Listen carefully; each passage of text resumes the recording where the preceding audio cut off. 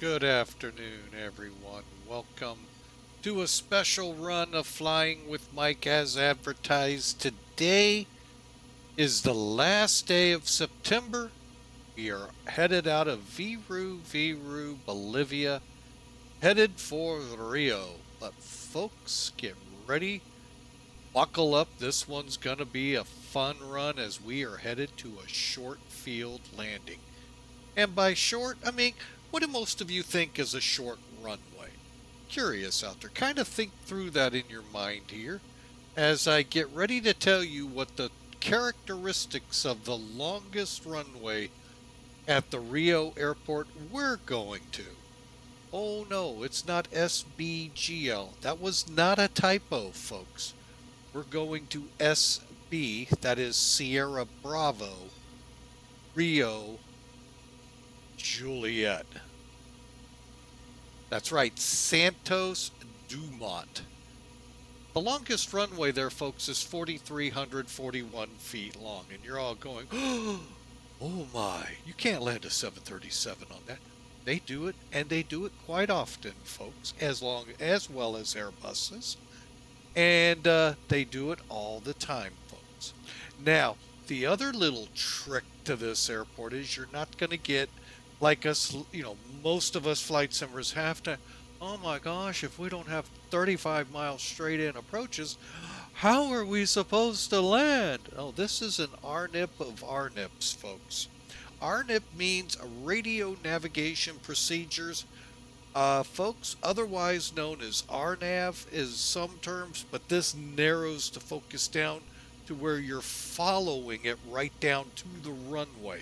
You do this into places like Paro, where canyons and all are your problem. Here, your problem is the Rio airport you're used to going is just across the bay. So you're sneaking in and making your turn pretty close to the same runway heading as Rio. So folks, this is, I have to give Marperf, thank you. Great challenge you put out there for me. Sorry to hear I got a message from him. He won't be able to be at the flight today. What I do have to say for you, I hope you get to watch it on Twitch, but if you don't, always realize, barring any unusual weirdness, which has only happened once, this will be on YouTube. So, folks, again, we are doing short field landing at Santo Dumont in Rio de Janeiro. If you will, as I like to do over when we were in Sao Paulo, the Midway Airport, the evil stepchild of Rio de Janeiro. So, folks, this is going to be a fun flight. So, no more wasting time. Let's get in here. Megabit, welcome. Hope you have a great day.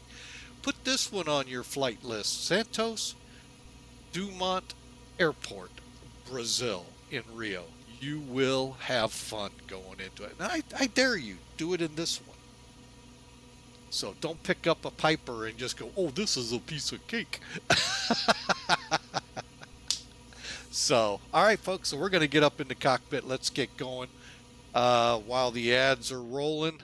And let's see what kind of damage we can do. The airport code again, folks. Well, you know what? Let's just do it the old-fashioned way. Hey, thank you there. Flying with Mike, appreciate that. Putting the plan up there for y'all.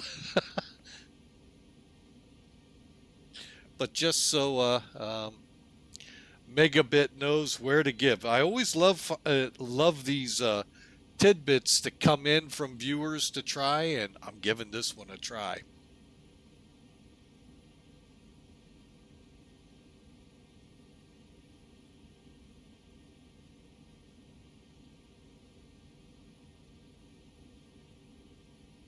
All right, hang on a second, folks. I got hung up in typing. There we go.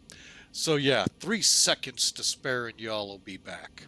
All right, so there you have it, Megabit in the chat room. Give it a try one day. It took me, I did this, by the way, after my last flight. I just wanted to get a grip of what it's going to be like trying to go for this runway. And I'm here to tell you folks, it's a great approach, but when you make that turn and you see just how short that runway is, you're like, oh gosh, you've got to nail this one, folks. Otherwise, like I did, it's a go around, and I knew it was a go around. I was just kind of feeling it out a little bit more before I actually punched it, but I went around and came right in. But folks, this one's a challenge.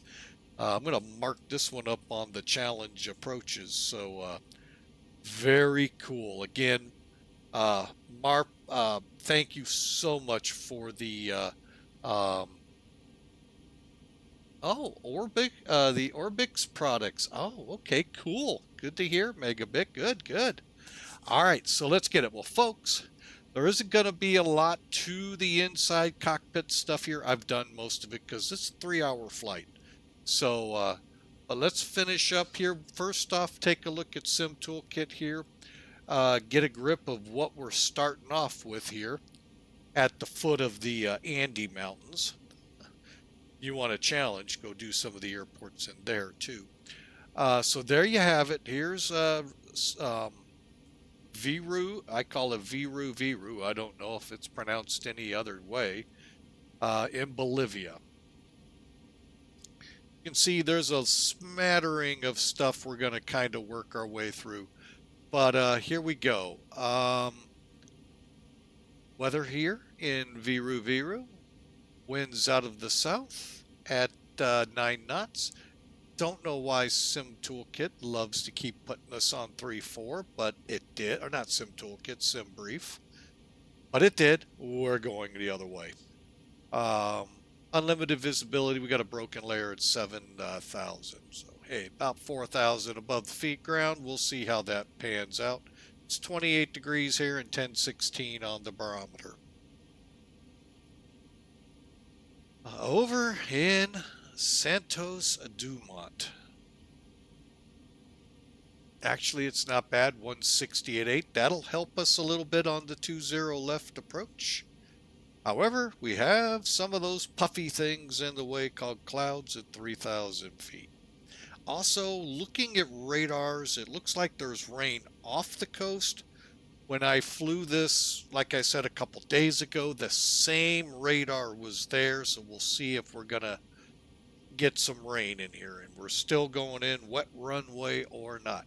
Folks, keep your weight down on your aircraft. If you don't, that's just giving more, runway it has to stop you on.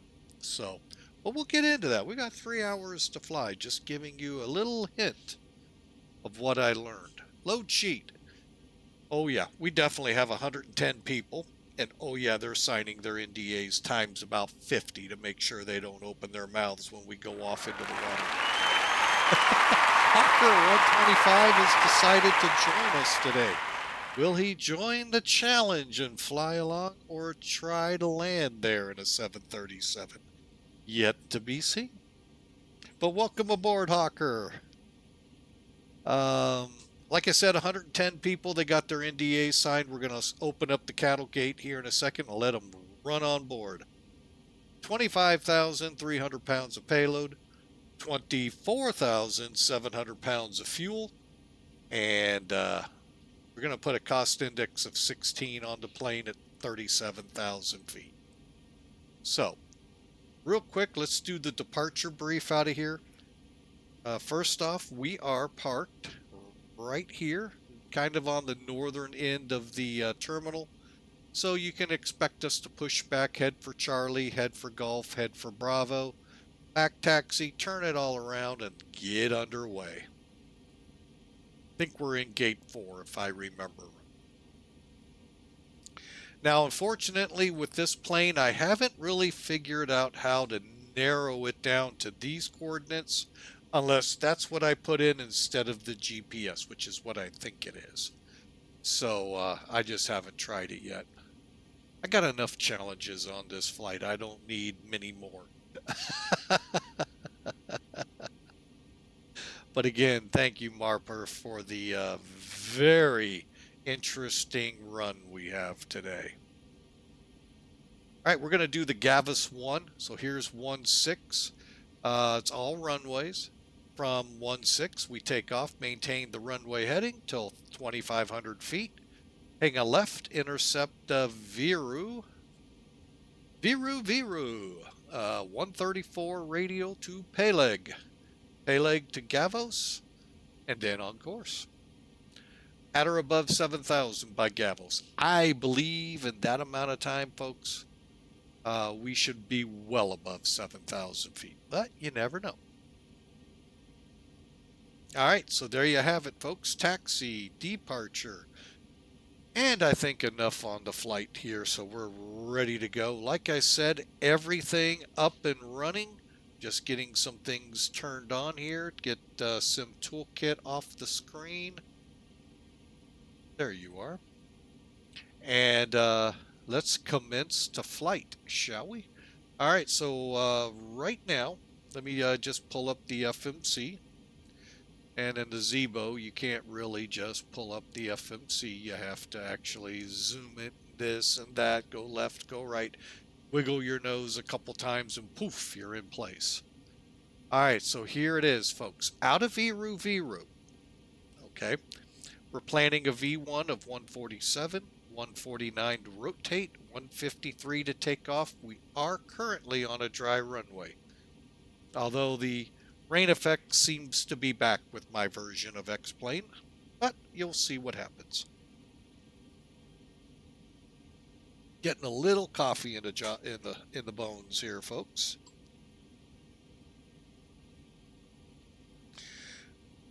And little time constrained, but not much by dinner, and not by dinner plans, by dinner. Tonight, dinner is lasagna, and I'm sorry, folks, to making those of you hungry even hungrier, but yes, can't wait. All right, so there you have that. Now, folks, I do recommend, I only see most streamers deal with this page. Go to the next page, fill it out. It's not hard. Runway wind and winds are easy to get. Slope, if you got Sim Toolkit, you have it. If you have Top Cat like I use, you have it there.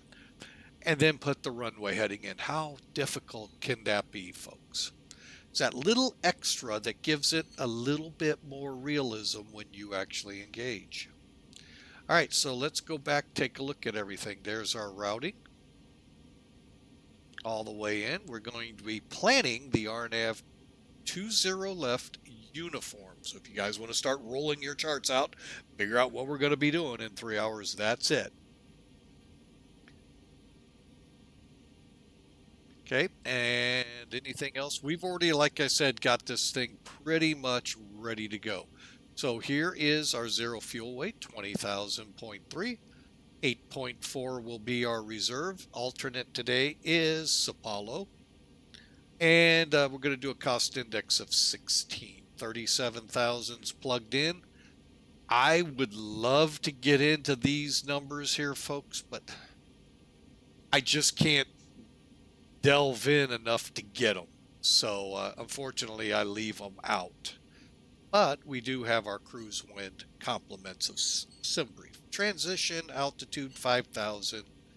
We're going to blast out of here on takeoff 2. We are derating to 34 degrees, meaning we're going to pull the power back. We're not going to do 100% power on takeoff, folks. 92.7. And our climb will be climb 2, which will also reduce the wear and tear on the engines ever so much, but ever so much gets them ever so much further in the life of the aircraft. And by the way, they are your main problems on the plane. People can be problems. They're your main headache. The engines, if they ain't running, there ain't nobody gonna be happy. So, and then we've already gone over the takeoff page. All right, let's do it. Let's get those people. Let them loose, Tom. Here they come.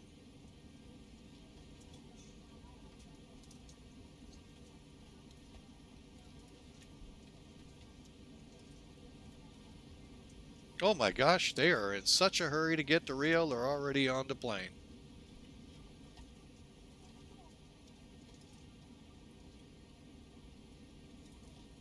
just waiting for the flight attendant so we can continue.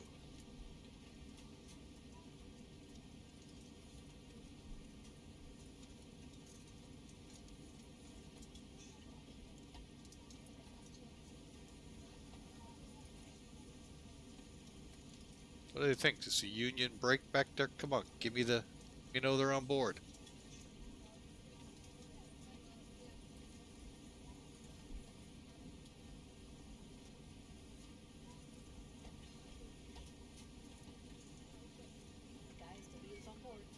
There she is. About time they got off their break.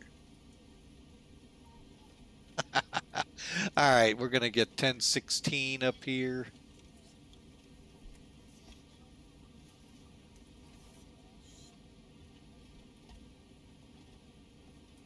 Okay. And real quick, give me 400 feet. Radio.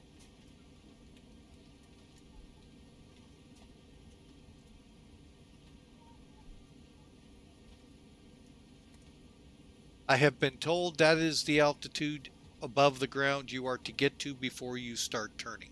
I didn't know there was such a thing, but hopefully the source is accurate. All right, so since she's given us the go-ahead, we're going to go ahead. All right, so people are on board. So minimums, radio barrow set, landing gear levers down, 3 green, flaps up, speed brakes down, and our fuel cutoffs are at, our fuel levers are at cutoff. Not our fuel cutoffs are at cutoff, our fuel levers are at cutoff. All right, and parking brake you can see set, and the passengers are all aboard. Oh, sorry, that's a train.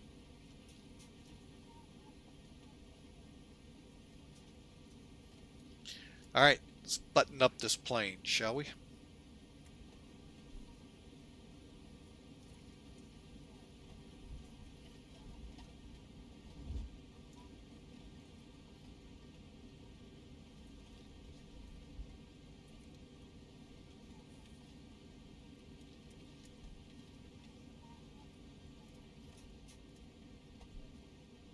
Flight attendants prepare for departure, cross-check and all call, thank you. Ground to copy. Please, show me where you want to go.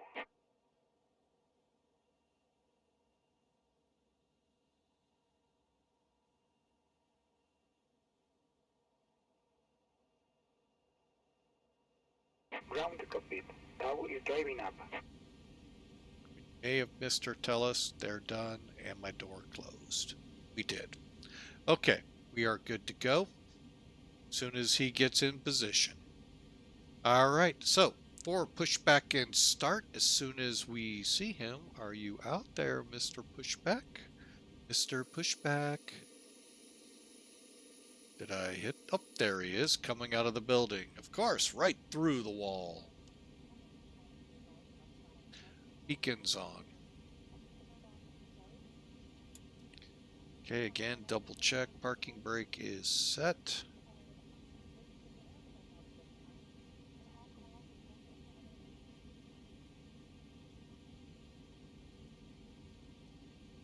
Okay, all doors and hatches are closed. Ready to connect. Folks, this is Captain speaking. We're just final preparation here for departure from the gate. Maintenance is wrapping up one final item that they needed to take care of before we depart. They'll be close to right on schedule today. Should be just a few more minutes. Maintenance will wrap up, hand us our logbook, and we'll be on our way. Thanks for your patience.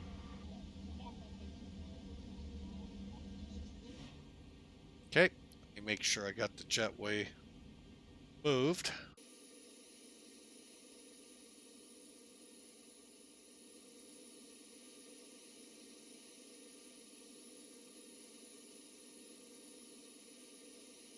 Tower connected and bypass being inserted.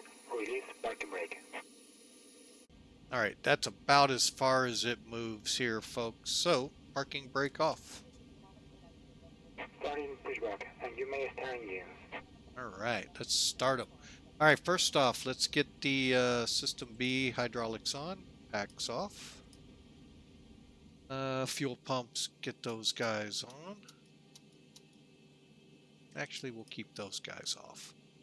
And any collision lights position. Here we go. Packs are off.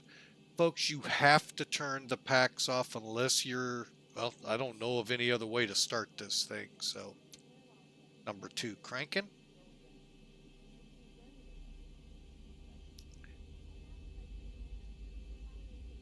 And we're looking at 17 to 25 here on N2.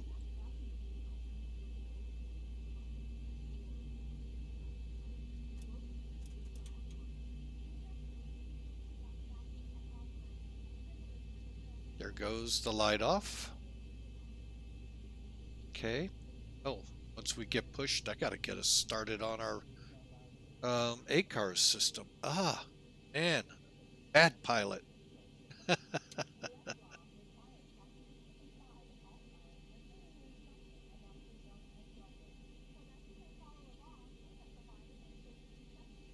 Okay, let's go ahead, get number 1 going while we're at it. Oops, helps to start the process.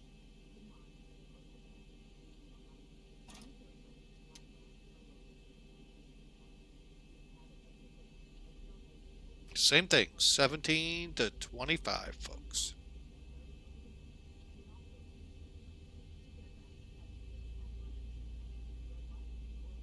Okay, there's 17. I'll wait for 20, and there it is. Boom.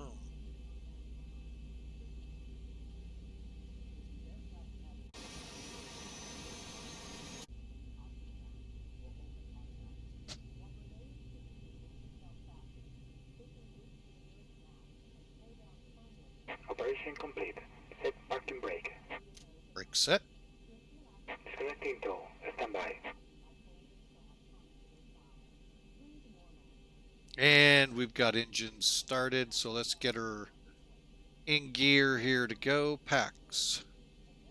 Well, first off, hang on. Coming down hydraulics first.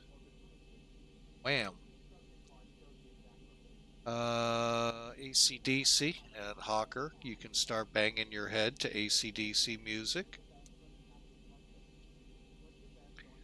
Probe heat on. Anti-ice will stay off. Packs to auto.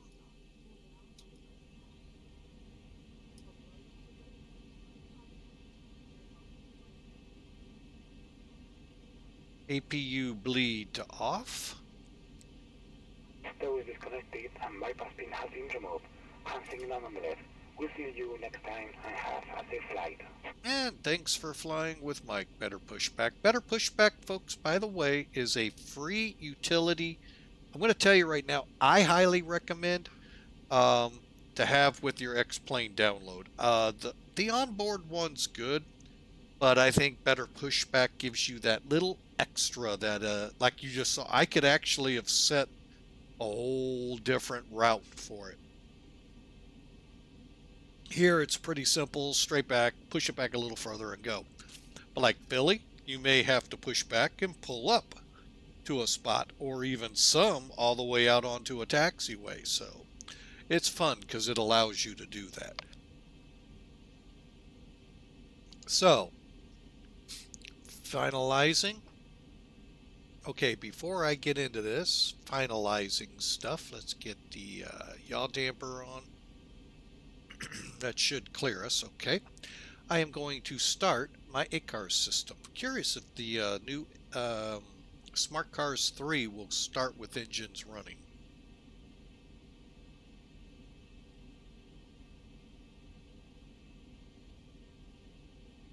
Ah, it did. And there's our route.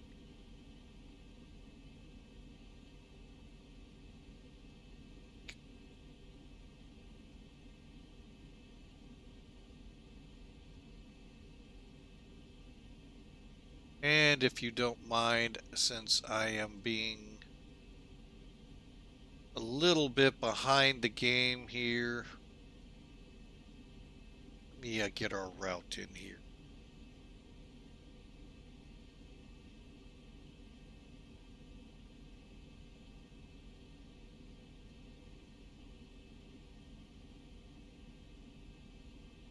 Okay. All right. so we are ready to go there. Let's finish this up. Okay, so taxi flaps set. Actually, it's not taxi flaps, it's takeoff. Trim. Trim is 6.0. Okay. Auto brake. That's up top here. Let's just take it down. Reject takeoff. And landing lights. Tara. Let's go get our TCAS set to Tara. T-A-R-A. Compliments of spy flight for that little acronym. And heading bug is better be on the runway. It is, and we'll get everything else at the runway. Here we go, folks. Hope you're ready. Buckle it up, folks. Short field landing, 3 hours away. Brakes off. Get our timer from brake pushback started. And on with the lights. And again, remember, our taxi out of here is Charlie to Delta to Bravo, back taxi. So once we get to the runway, we'll make sure all our checks are done. So that way we spin around and get going before the next plane wants to land, which there really isn't any traffic today, so that's not a problem.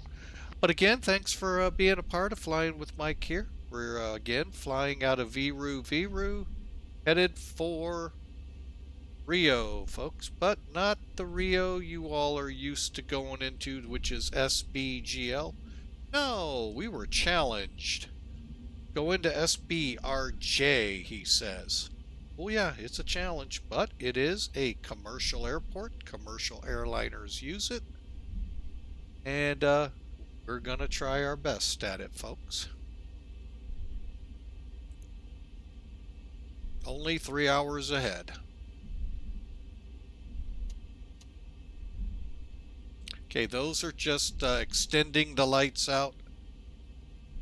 So when we're ready to get on the runway, we'll have lights immediately.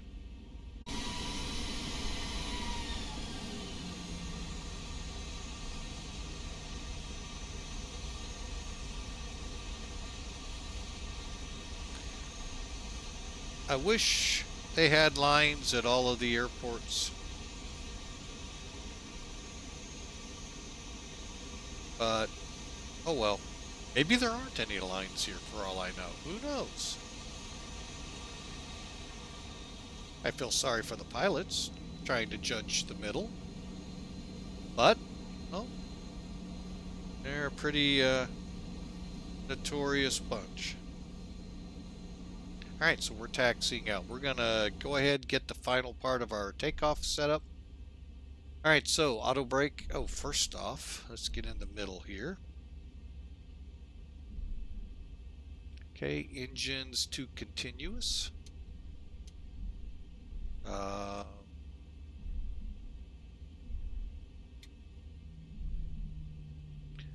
Let's see, I lost my place here. Auto brake is reject.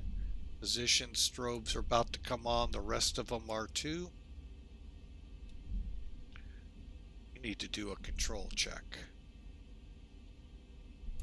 Let's do that right here. Nice and slow. Okay, controls. Real quick. Go left, right, do it again. Basically what I'm trying to prevent with my SATEC 52 Pros, sometimes when I do an easy move on my stick, it ends up going, if you watch right above the spoiler, to the top immediately, instead of gradually like I'm trying to make it. So I do this just as they do to make sure they don't have any gust locks. And gust locks make flying really tough. Okay, we're good there. And now let's blank it. Alright. That's right, we're gonna blank it. Alright, heading set. VNav, LNav is set. Time to put the flight attendants in their seats. Flight attendant, please be seated for departure.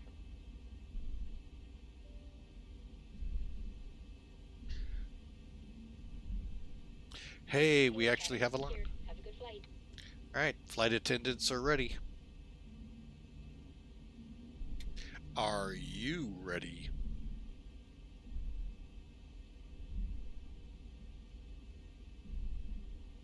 I'm not Hawker, you're gonna have to fly it.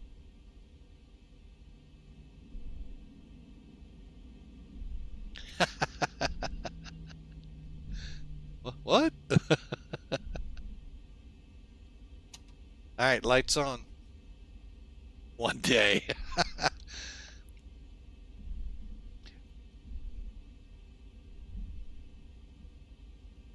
Alright, what's going on with the radios? Hang on, we'll fix it going down the runway. All of a sudden I don't... Oh, I know what's wrong with them. Oh, crud. Hang on. Give me a second here, folks. We're going to exit the runway here real quick.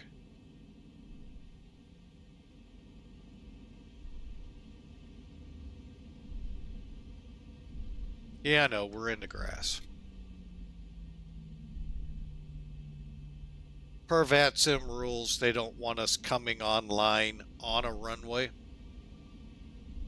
So I'm just going to go up here and turn around. Come back to the hold line and get connected. I didn't even realize I wasn't connected. On VATSIM. Connected to my airline. Yep, yard job. Maintenance, you got some ruts to get rid of.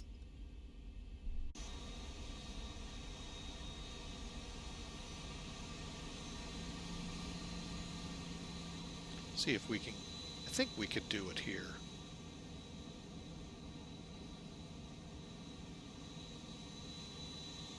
Yeah, I can see Sid Caesar going, "You're supposed to do donuts at the end of the flight, not the beginning."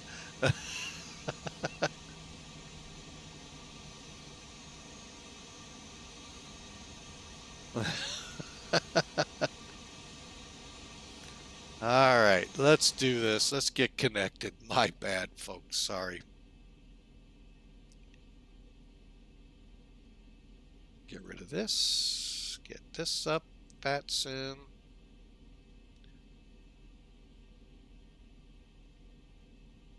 Do not know why they have this connection secure screen, but they do. Excuse me for slurping, folks.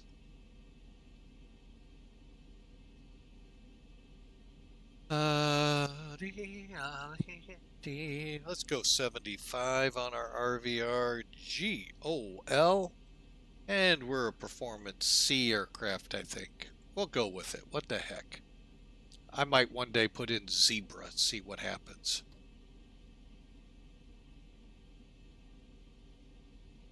Connecting.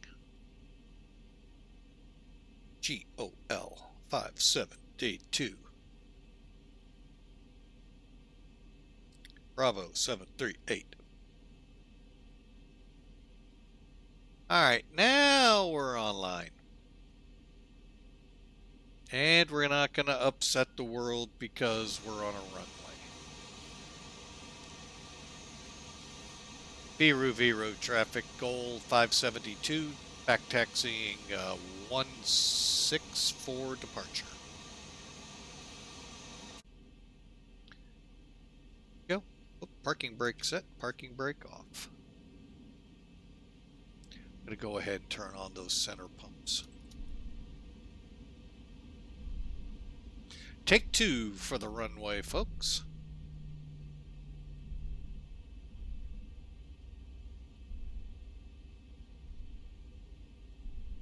But again, hope y'all are enjoying. It's going to be a fun 3 hours over to Rio.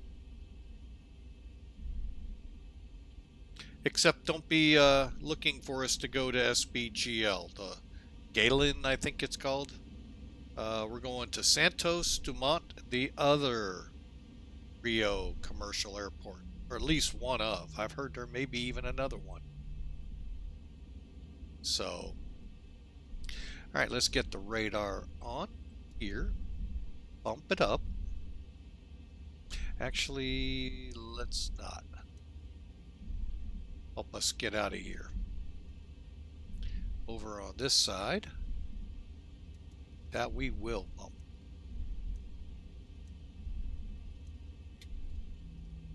For a second there, I thought there was a plane down here.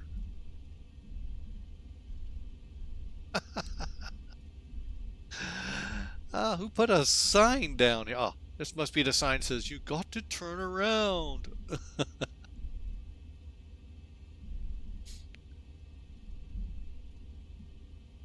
Probably says, are you on VATSIM?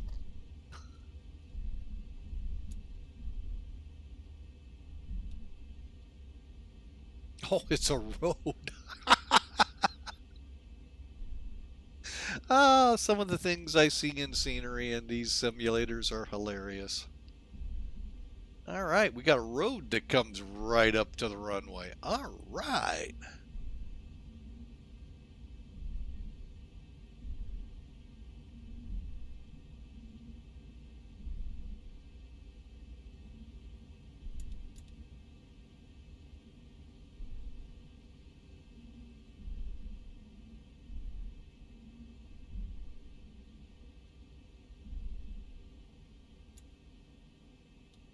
Alright, timer on. Auto throttle on. Make sure our flight directors are all on. LNAV, VNAV lights on. We're ready to go. Flaps are at 1.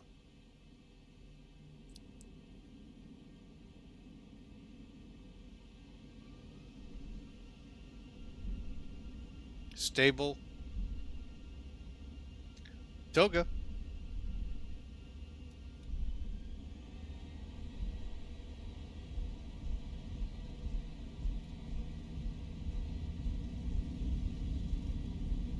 Push that nose a little down here. Speeds are alive and recording.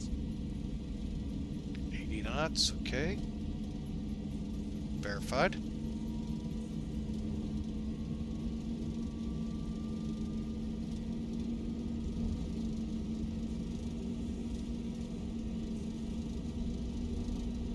E1, rotate.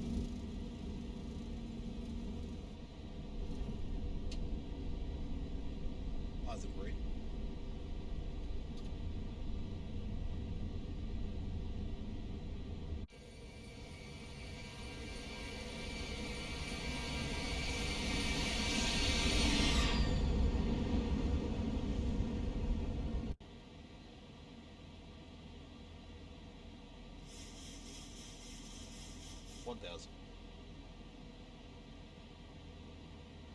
Coming up on 2500, we'll go ahead and kick the autopilot on.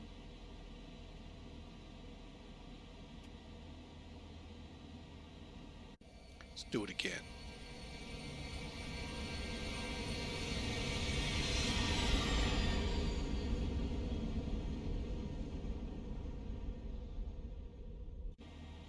Alright folks, I think you all got a good flavor of it. Spooker 135, thank you for the follow. We sure appreciate you coming aboard, being a part of Flying with Mike. Thank you, sir. Hope you enjoy the 3 hours to Rio from here as we cross pretty much the whole continent.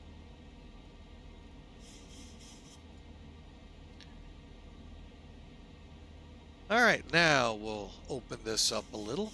There we go. We'll go 40 on it as well. And right now there's no weather here, but there you go, folks. If you're new to the channel, you can follow Spooker here and smash in on that follow button. Don't forget to click in notify, and you'll know when we go live next time. Make sure everything's set up, okay. And let's get into bringing the flaps up. Off that. Alright, so after takeoff is flaps up. Auto brake off, engine starts will remain and continues to top a climb, and we'll go transition level to standard, and away we go.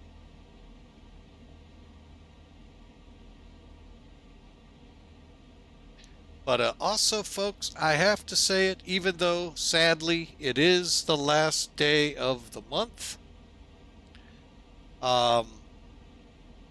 September with Twitch is wrapping up today. And with it are the deals, 25% off Tier 1. They're still in place for just a few more hours. So 25% off Tier 1, 25% off if you want to go Tier 2, or 30% at Tier 3. And also there's a couple of other things if you gift or if you go into the Twitch loot bag and get merchandise and all, there's discounts there. But again, only you're in the closing hours of it, folks, and I don't know what time zone when they go and lock the door till next September. By the way, that would be September 1 next year. So take advantage of it now. Give some love to your favorite streamers. Hey, folks, when you subscribe to a Twitch screen, you get ad-free viewing plus whatever the streamer has additionally set in play. And being a streamer that's affiliated with Twitch, we would love, we hope we're one of your favorites, and a little love would be shown here. But folks, that's about as far as you're going to see me go to request and require, or if any words like that are used to get a subscriber, because we flat out really don't require it here. But we do like it because it helps us get new aircraft for the sim for you all to see. We are in the process of walking through possibly getting a new aircraft to fly here on top of what you see from the MD-11, as I affectionately call the Airbus 11.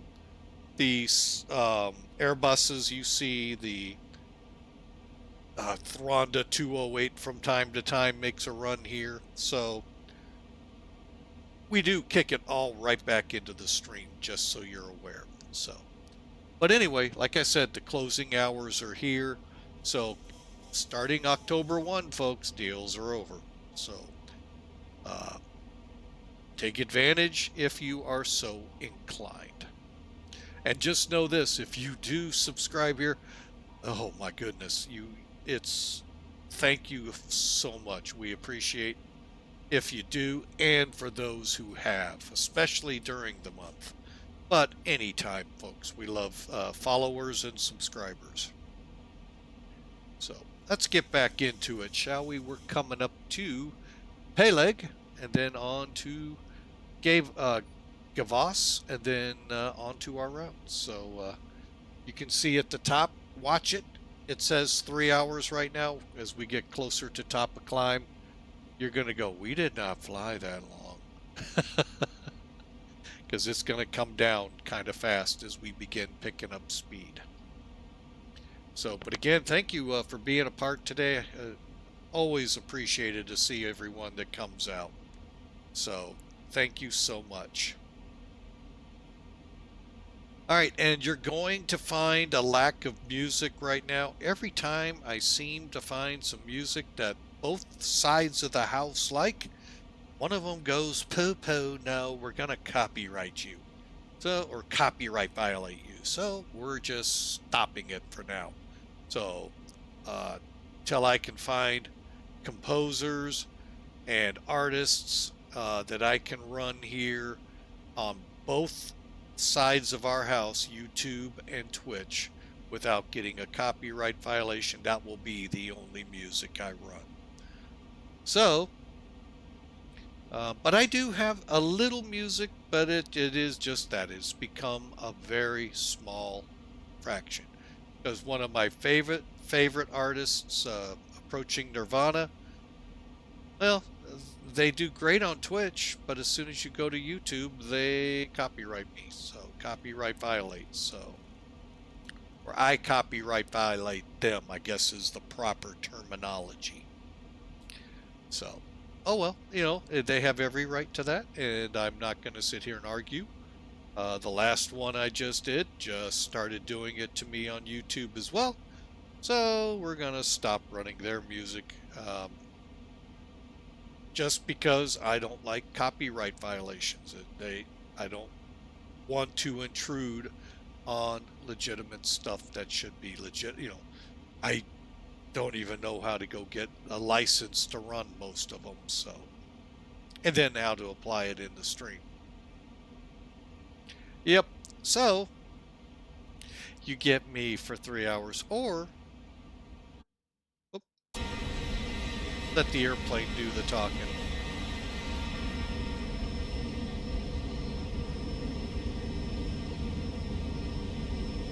Look at those cirrus clouds, folks. Oh, that came with version 12, or I'm sorry, X-Plane 12 version 06. Oh, man, great job there, Laminar. Clouds just continually getting better and better. We're now in 07, and man, I don't even know yet. You know, Hawker, I haven't even gone in to see what they changed or what they updated. So might just be performance things. So, and as for those of you curious about the Zibo version, we're going to talk about them. We're in the release candidate 4.4. I can't seem to ever get right up to the one that's you see Sky Matrix do on Twitch. I never can get to that one. It never seems to want to go that. I know some of them I can't because it's beta, but the release candidates I can't seem to get up to. I'm always like 1 or 2 back. Not complaining. No complaints here, folks. We'll take what we get. They are phenomenal. Why? Well, folks, you're seeing what looks like a PMDG. Those of you from the Microsoft world, the Must-Fuss world, yeah, I'm sorry you paid so much. This is that quality, if not better, for free. Hawker, I think you might call a medic. I think somebody passed out there when they heard the word free. Yeah, it's free, folks. The word you don't hear much, especially in the Must-Fuss Microsoft world. So yeah, sorry. Oh yeah, and they're getting ready to update Must-Fuss, so you're gonna have to buy it again. It's free here. But anyway, and folks, it's a phenomenal product. So, what a mod they did to the default 737 in X-Plane 12, and I do enjoy flying it. And the fact that it's free makes it just that much better. Thank you, Zibo. Thank you. But I'd also pay the PMDG price tag for it. Just sorry, I don't want to say that out loud because then they might say, okay, then pay it.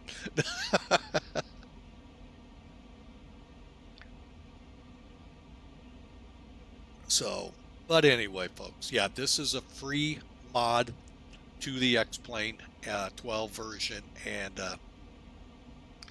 sorry, I think this release candidate updated sounds, and I really like it.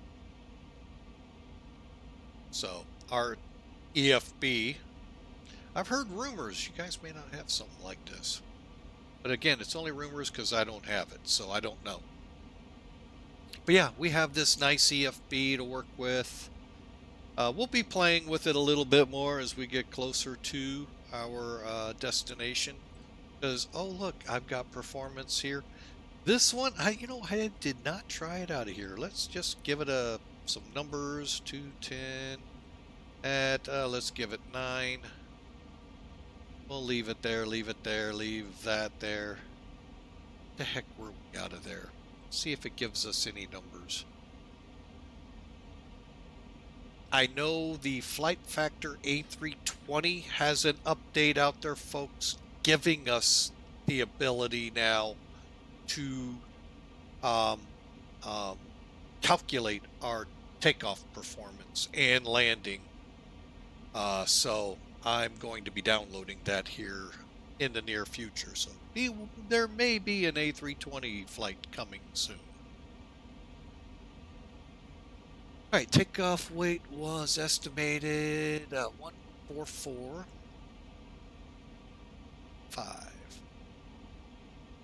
Close enough. Let's go CG.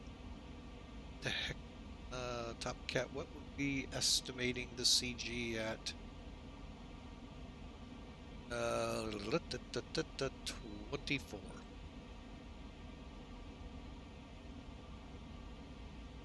Nope, we're not getting the next step over. So that's the only thing we're missing here, folks. Now, if that little triangle came up, then we would get our V speeds. But I'm either missing something or I have no idea. So that one won't change, that one won't change, that changed, nothing. So, oh well, unless, hey, you know what? I never even thought about this. What's ours? 18, 19, let's do that, 18.7.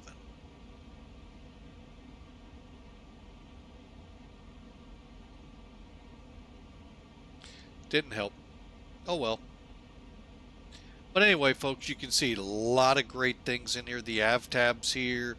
So if you want to look at the map to see where you are, you know, and I highly recommend that to folks that aren't really.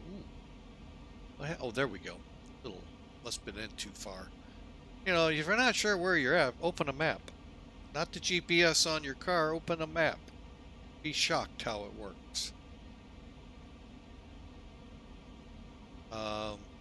Plus, you have all of these. I mean, it's just incredible, folks. So, yeah, I like flying this. So,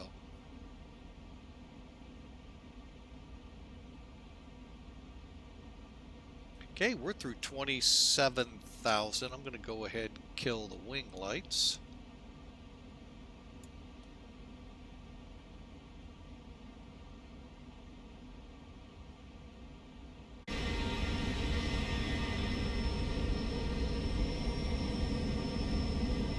And we're just gonna head on from Viru to Rio.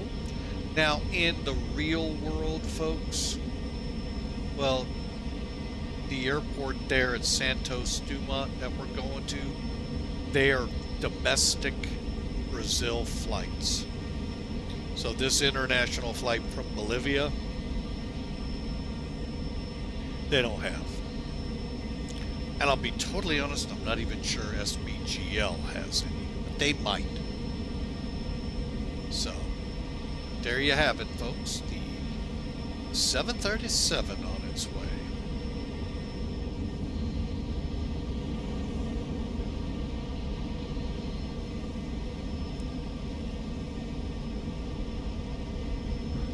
All right, we got megabit loading. Looks like ortho from Orbix or Orbix into his, so that ought to be some great streams coming. So, all right, so we are getting up there into the 30s and get our heading. Now, there is a reason to the madness here, folks, why you keep your heading pretty close to what you're doing. Keep your heading set there. And you hear this a lot if you're on VATSIM. Okay. All of a sudden you'll hear the controller go, airline XYZ, you're not on course. You'll hear the pilot come back, yeah, my FMC is screwed up somehow. How did it screw up? I can tell you. Most likely. Now, sometimes, well, most likely it wasn't checked and found that there was an erroneous entry. However, when you enter, now I've already done it, but when you enter your star and your arrival, or just your arrival runway approach, if you're getting to that last fix or very close to it, it may spin you back one fix behind you. So you've actually entered into an elongated kind of sort of like a hold. So what I do is I keep my heading pretty close to what we're doing. I try to. Now you're going to catch me sometimes where it's way off. I get it. I get lazy, just like, you know, just like everyone. But when that happens, if I am set up like this, all I do is punch heading select. In the buses, appropriately, you know, select and punch your heading button. Same with your other aircraft. And you'll at least get back on that course, figure out what you did, what you need to do to correct it, and go on. It's usually not hard. But the fact that you're now off your game makes you really nervous, because you could be in a high traffic area like LA, New York, Heathrow, Frankfurt, Munich. I know it's called Munchkin. But you get my point. You get into a high traffic area, it pumps you up. Atlanta pumps you up a little bit, so you get a little nervous. Oh my gosh, I've screwed up. Now I've screwed everybody. No, you haven't. So just get back on course, look at what you're doing, and then continue on.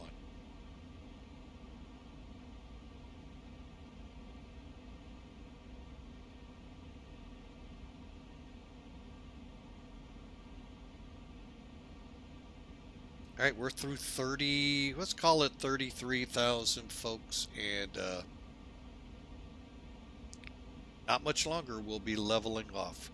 We should be getting close to some of those storms.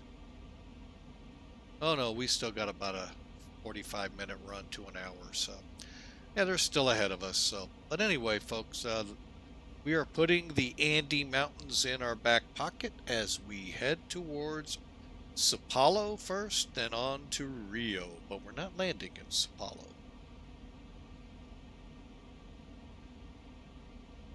Now, hang on a second here. Get this up here so it's a little easier to find next time. Hang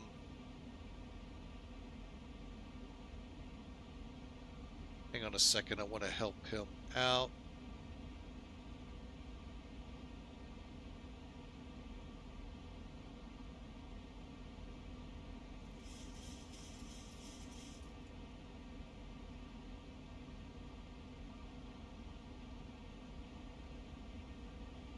Just trying to help him out, Marperf, so that he can enjoy watching when we get it released later today.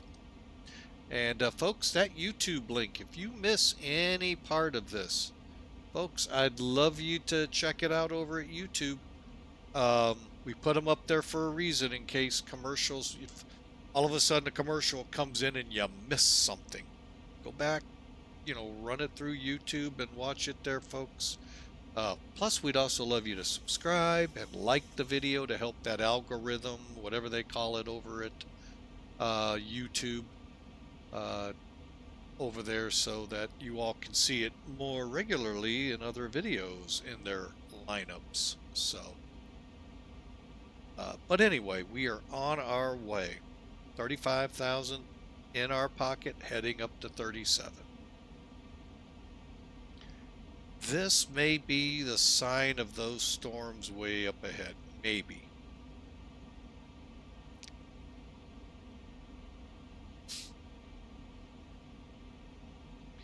All right, I do want to check something over at Millennium real quick.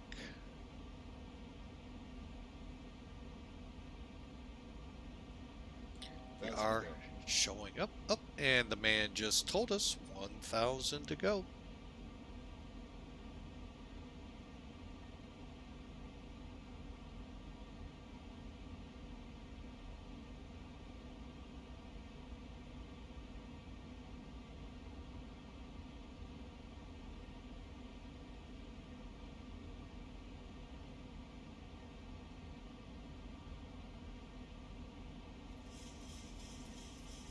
One last plug, folks.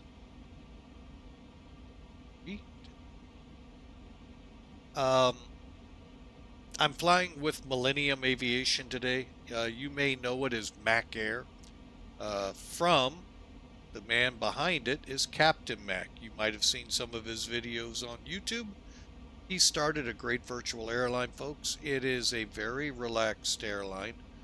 You can fly many different airlines to choose from, to fly for, many different aspects. You got 4 groups you can join.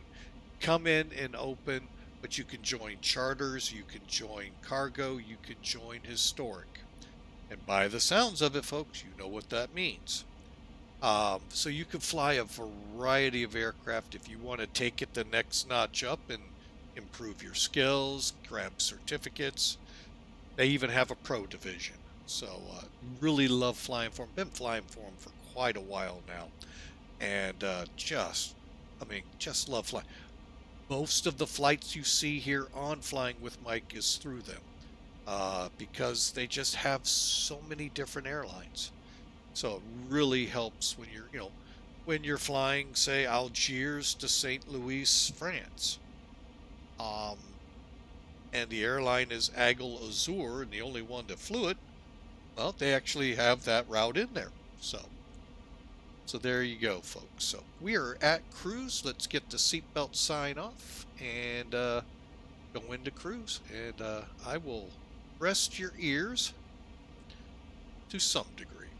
And myself, I will be right back.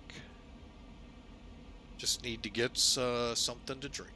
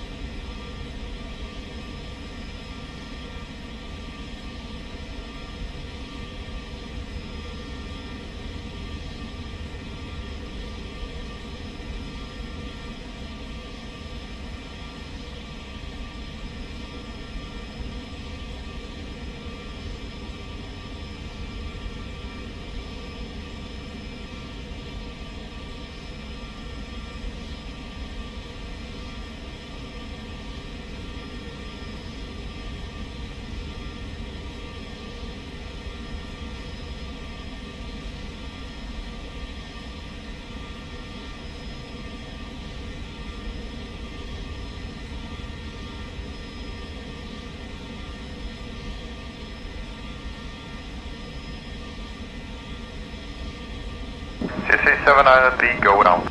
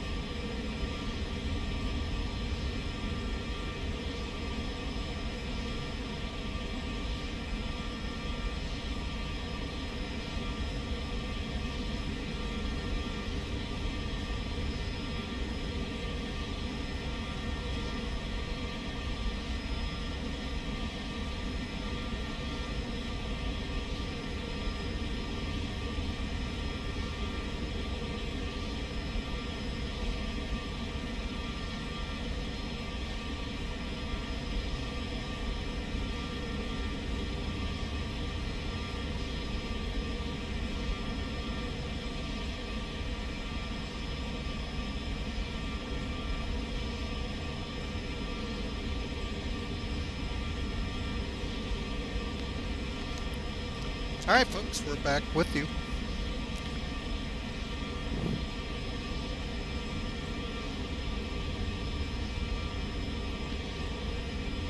No, I took a quick break there, Hawker, but appreciate it. What was,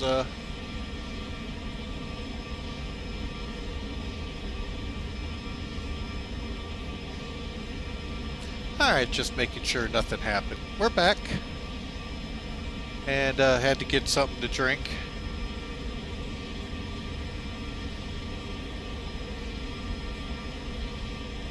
Two hours to go, folks.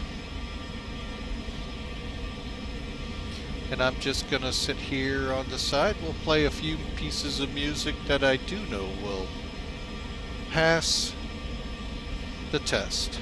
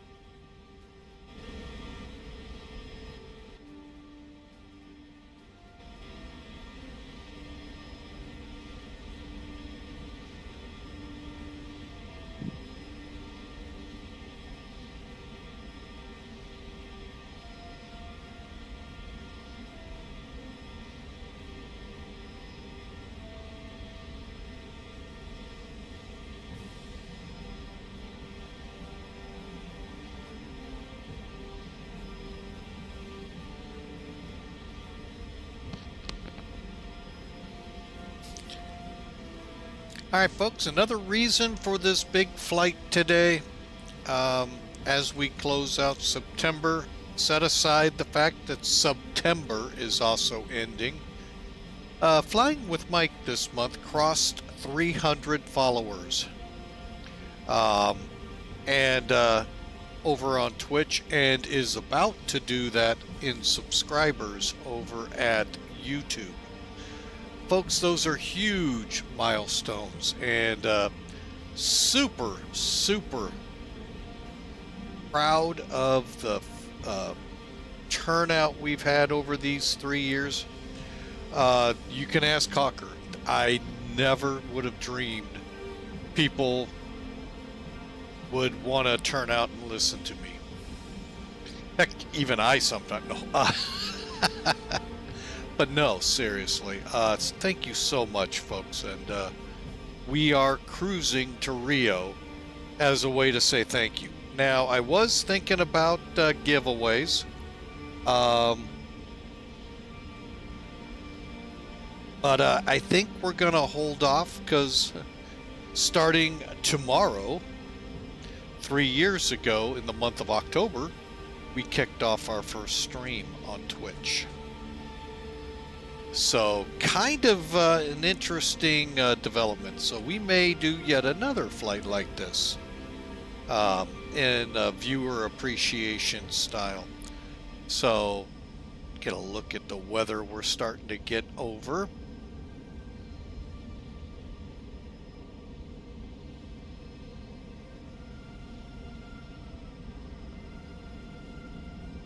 So, yeah.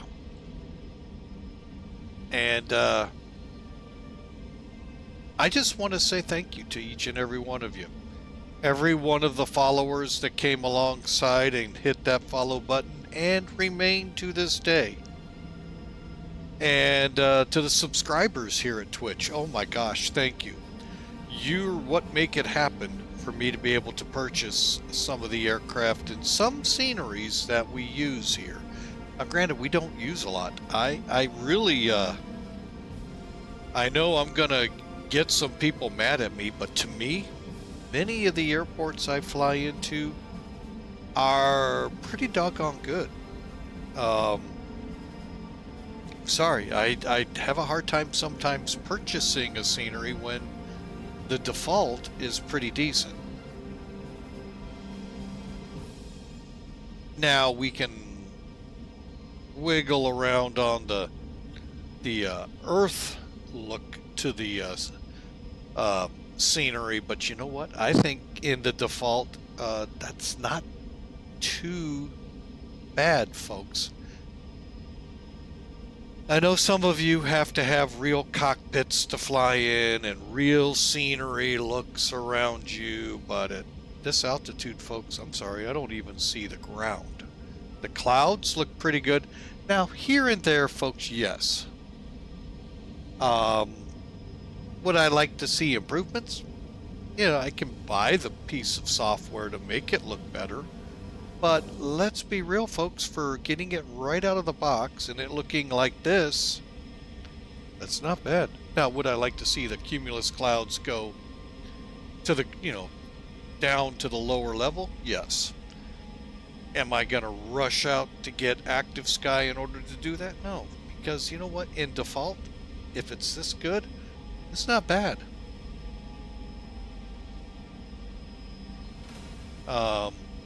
So I personally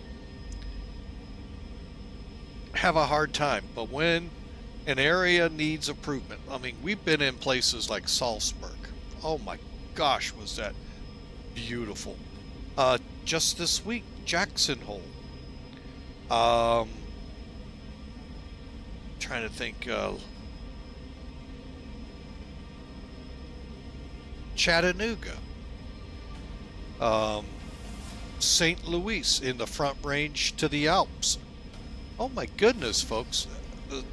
Out of the box, X-Plane 12 was phenomenal. So I have a hard time going off and improving upon that. But those of you that need that, go for it. I personally am super happy with the Zibo here, flying it just like that. I don't need to improve that, folks. I can see everything I need to, and if I don't, I just look to the left, look to the right, stand up, sit down, and fight. Oh wait, wrong place. I just, it to me makes no sense, but that's me, folks. Each of you is your own person. So, I wish you well. I personally don't like what I see in Must-Fuss and videos and all that I watch. But that's, again, just me. Y'all enjoy it who fly it and swear by it. So, when I left X-Plane 3 years ago, or not X-Plane, FSX 3 years ago. Now, granted, it was for a reason out of Microsoft's control, maybe. But I've been looking to get out of Microsoft for a long time. So X-Plane has finally come up and has become a heck of a good contender. And not going back to Microsoft. Hanger Up. Welcome. Hope you enjoy the day. We plan to have a nice flight. Short field landing awaiting for us.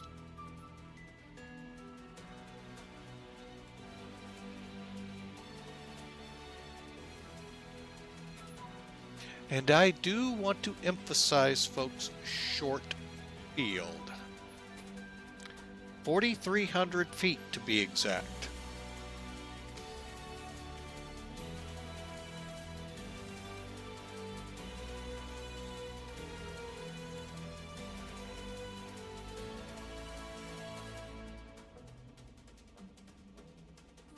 So we are going to just continue on. We got about 2 hours to go. Actually, where was the one I was watching? Santa Ana? There in California. It was pretty short, 5,700 feet. So, yeah, we're going to do our best here to see what we can do. Matter of fact, just to give you a little flavor here.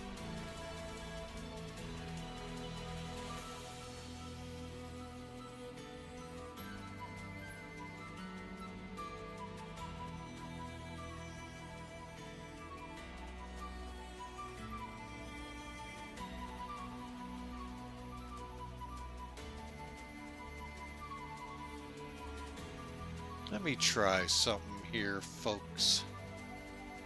Bear with me as I set it up. I wasn't planning on this, but you know what? I think it might just be cool.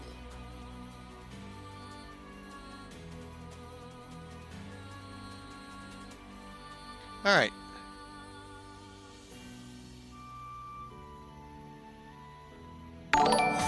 James Thorne, welcome in. New to X-Plane. Are there any recommended add-ons I should consider installing? First off, thanks for the follow. That is awesome that you've followed us. We sure appreciate you. Before I go to what the airport looks like, I highly recommend AvTab.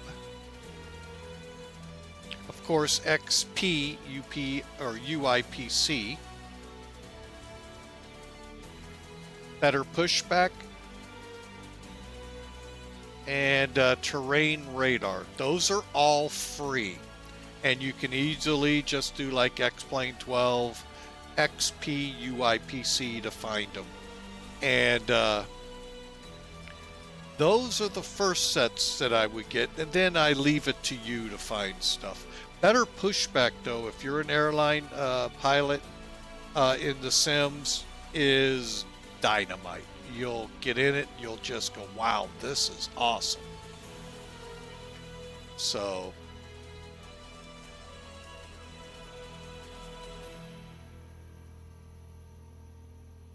all right, let me pull up from Google Maps.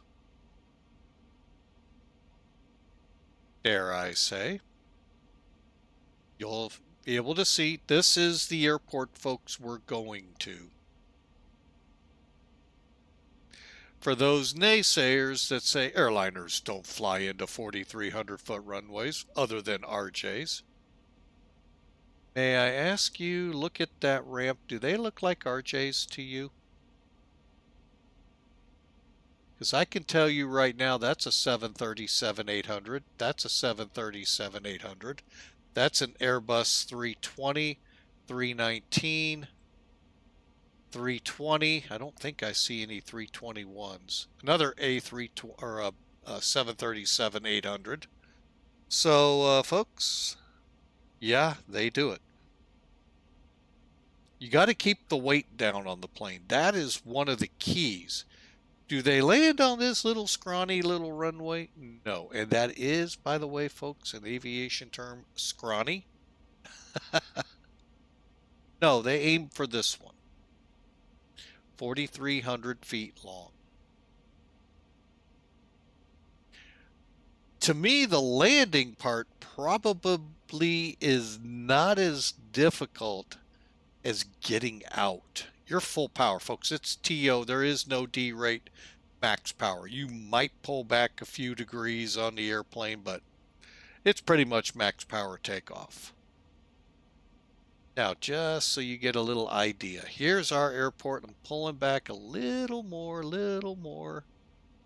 There's SBGL. You're sneaking in right like this, folks. That's basically how the approach will go. And they're going kind of like that. So yeah, it's kind of tricky. But again, to those that think you don't go into airports like this, you may not in the States. You might in Europe, but I don't think I've come across one yet at 4,300 feet. We're going to shoot it again. This time, last time I just did SBGL to here. This time we're actually coming in from somewhere. So, all right, enough of that. But I just wanted you all to see that so you can just get a real. This isn't, you know, he wasn't telling us something that's fantasy, Marperf. He was giving us an actual commercial airport in South America that 737-800s come into, Airbuses come into.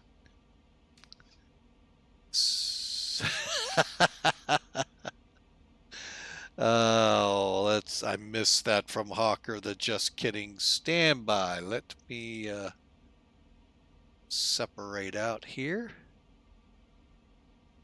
And yes, I have paused the music for a moment, folks. Photoshop. Oh, but yeah, we are going to definitely set the throttle and get her done. All right, we're just about halfway through the break here, folks. 20 seconds. I just want to say thank you to the subscribers on board here.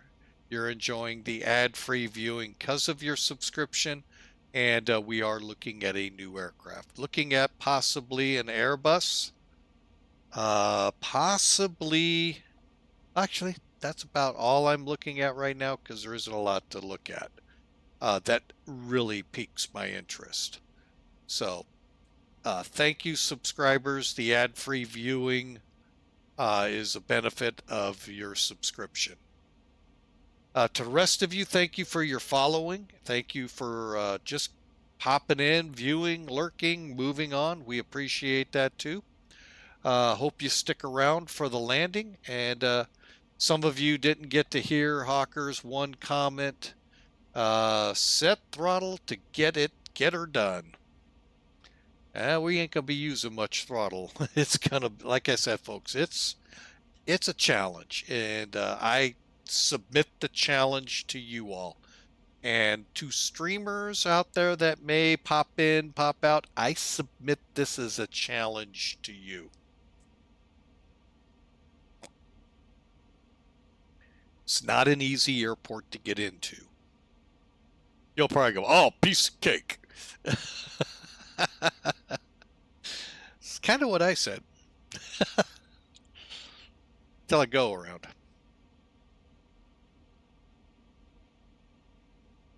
So, all right, back to the music, folks. And about another 45 minutes or so, we'll definitely be back in here, if not sooner, to do the arrival brief. So enjoy the ride as we head on to Santos, Dumont, Brazil.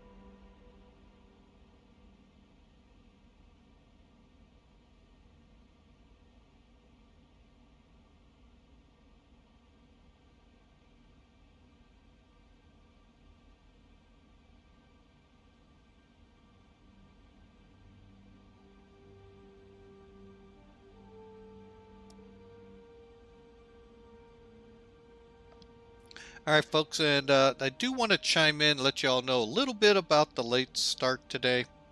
It has been a busy week at work at the firehouse. We had a big exercise this week we got to do every 3 years. On top of that, today, or yesterday, we had some flights and everything went perfect. Even got some sleep, hoping to get home. Come up around 11, 12 o'clock, get this going, and lo and behold, I end up on a couple hours of overtime. So, yeah, it happens. And that delayed us, and then that got me a little tired, and we started doing a little napping when we got home. So my apologies for a little bit of a late start today, but hopefully the airport will make up for it in the 4,300 foot landing requirement we have there. That's all we have, folks.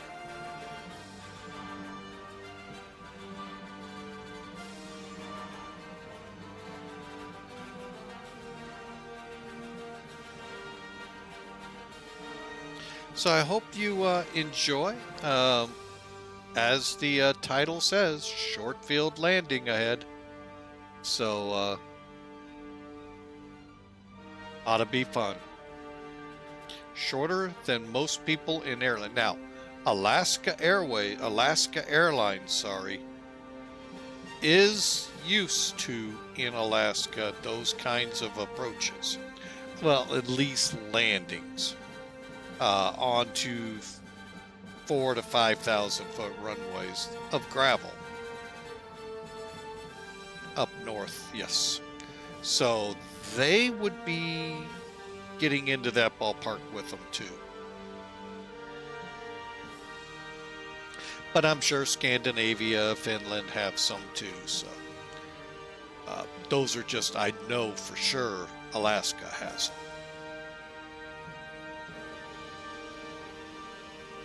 All right, so let's pop back in, see what the radar is looking like. And actually, we are getting some returns right here.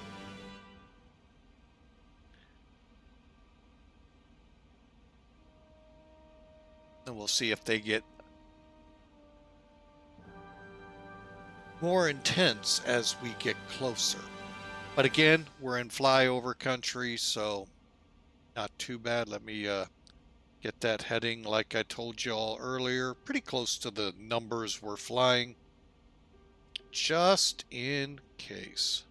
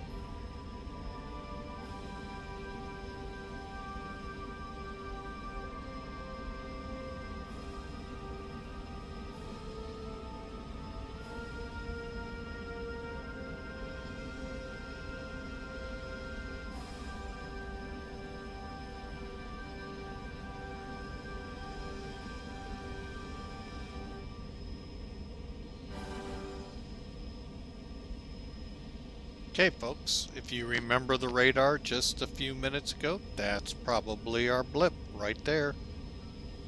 Not bad.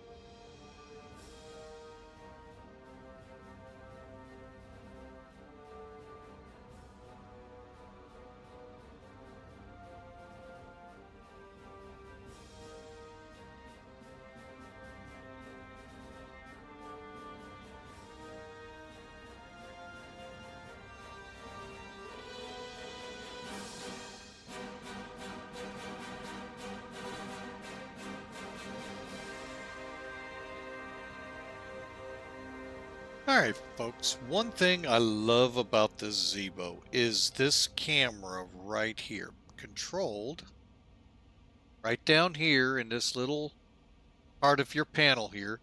You turn the button on and your lower display begins to display the camera right outside the flight deck door. So in real world, you would be able to see who's knocking at my door. I can also change it to the right side as well as to the left side.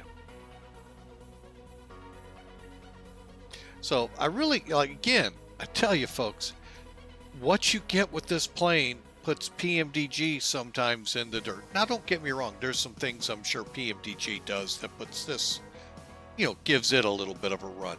But folks, when it boils down to it, this is free, and that's quite a bit of money that you got to shell out with every new sim and with every new version of the sim. When they go to 2024, you got to buy a new one. So free versus having to buy one every version change. Don't think so. But again, that's just me.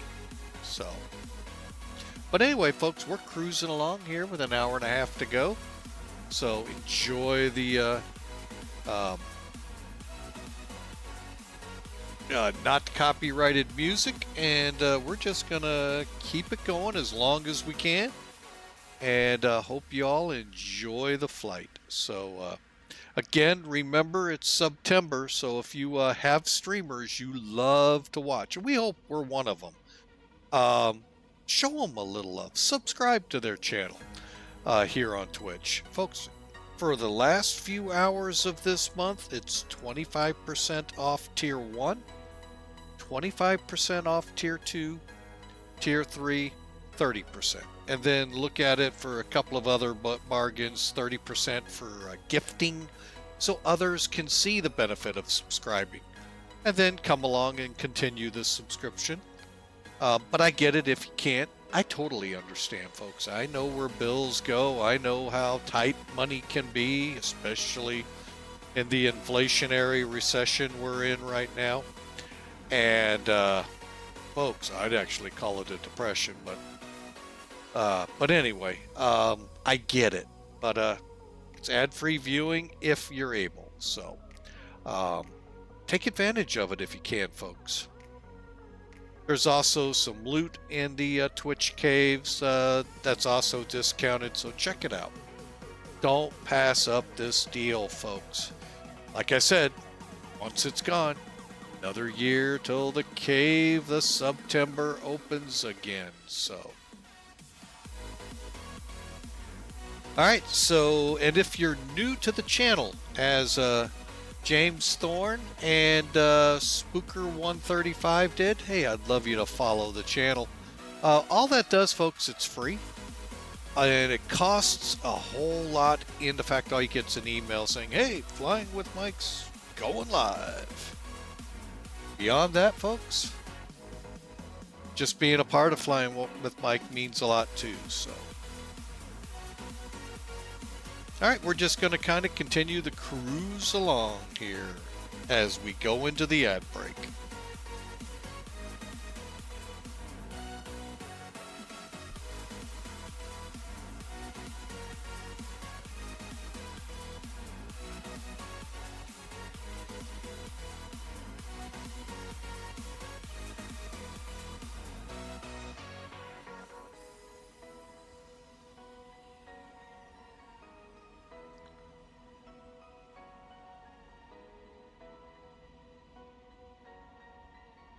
All right, folks, I see we've come out of the break right now, so don't miss out on September here.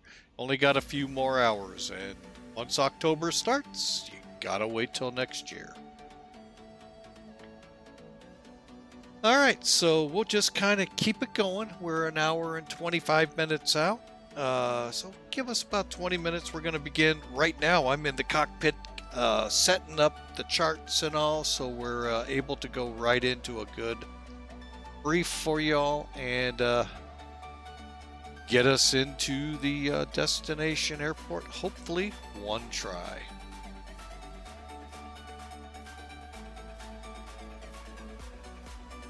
I will give you one other tip I learned. Pay close attention to how the route plays out in yours. Make sure it looks good, and don't be afraid to knock off that autopilot and bring it in. Minimums we'll talk about, they're low, but they still give you time if you begin to see problems to jump in and overtake. That was one of my problems too. I started seeing it not doing something right and didn't counteract. In time, we drifted wide and I had to go around. But anyway, we'll see how it works out here as we fly over the GRD. What is the name of this town?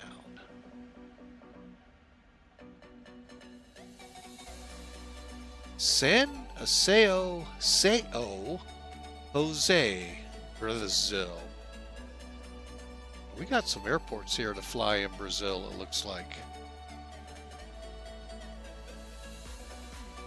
But you can guarantee we're gonna fly back to where'd it go? Now I lost my airport I was zooming in on.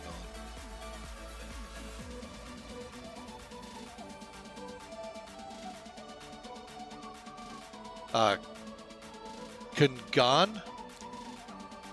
That was an airport that has short field runways. So, all right. So as you can see, a master caution's come on for fuel. Center tank's empty. So we just come up here, turn them off. Okay, we just went from continuous and we're good. You know what? Let's be nice.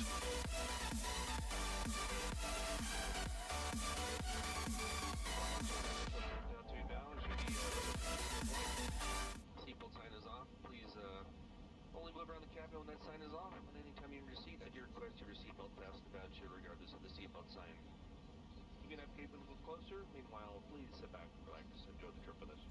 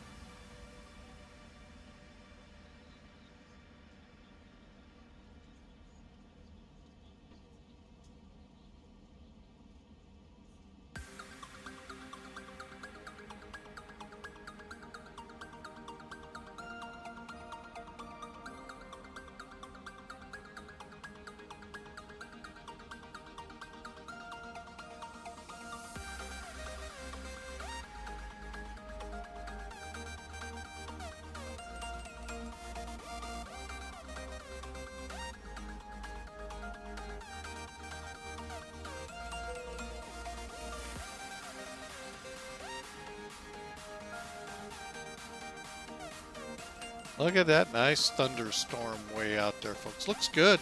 I mean, like I said, things improve all the time here.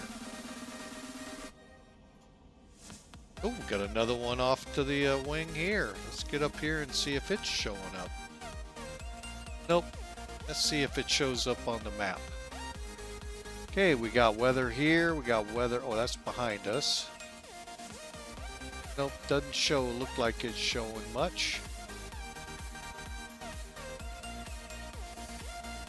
Alright, so we'll just kind of let the music play here, let the airplane do the talking, and we'll be back with you here in just a little bit.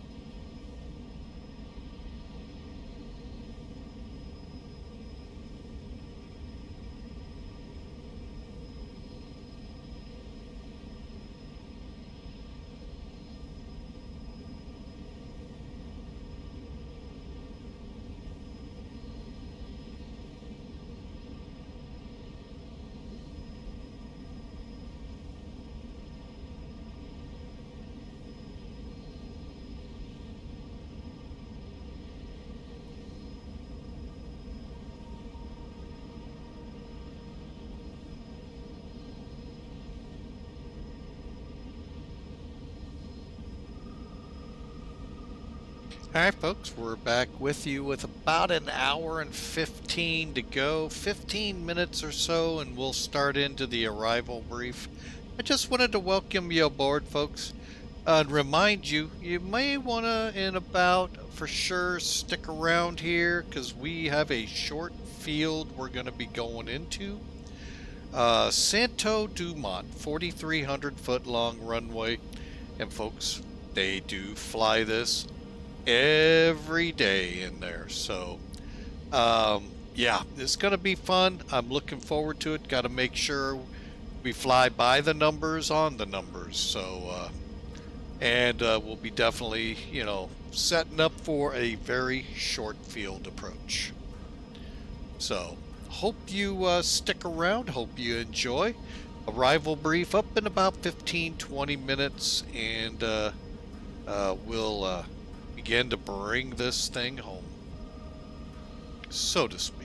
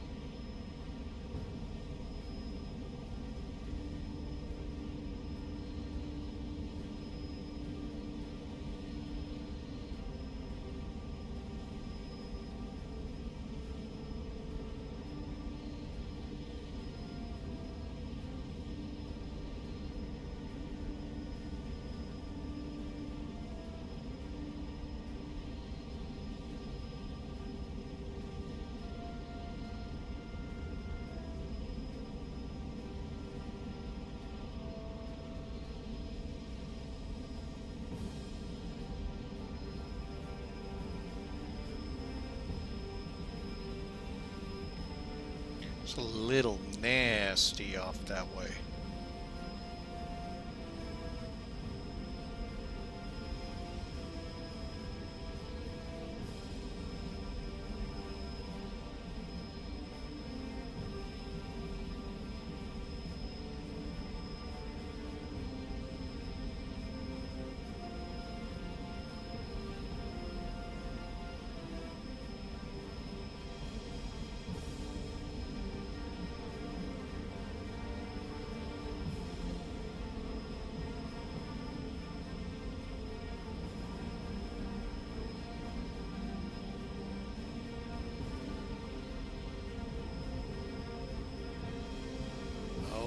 We're starting to make a nice turn here, folks.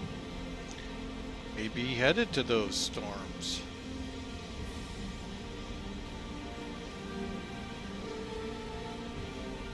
Getting screenshots, sorry folks.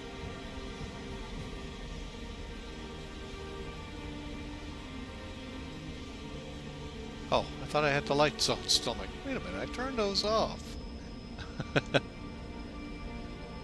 Nope, not headed to the storms. Definitely looks stormy though up there to the north. So, let me ask you all, how has your week been? Feel free to chime in the chat room. It is the weekend, it's time to relax, blow off a little steam, enjoy. So how was your week? Hopefully you had a great week. Mine a little stressful, but overall can't complain.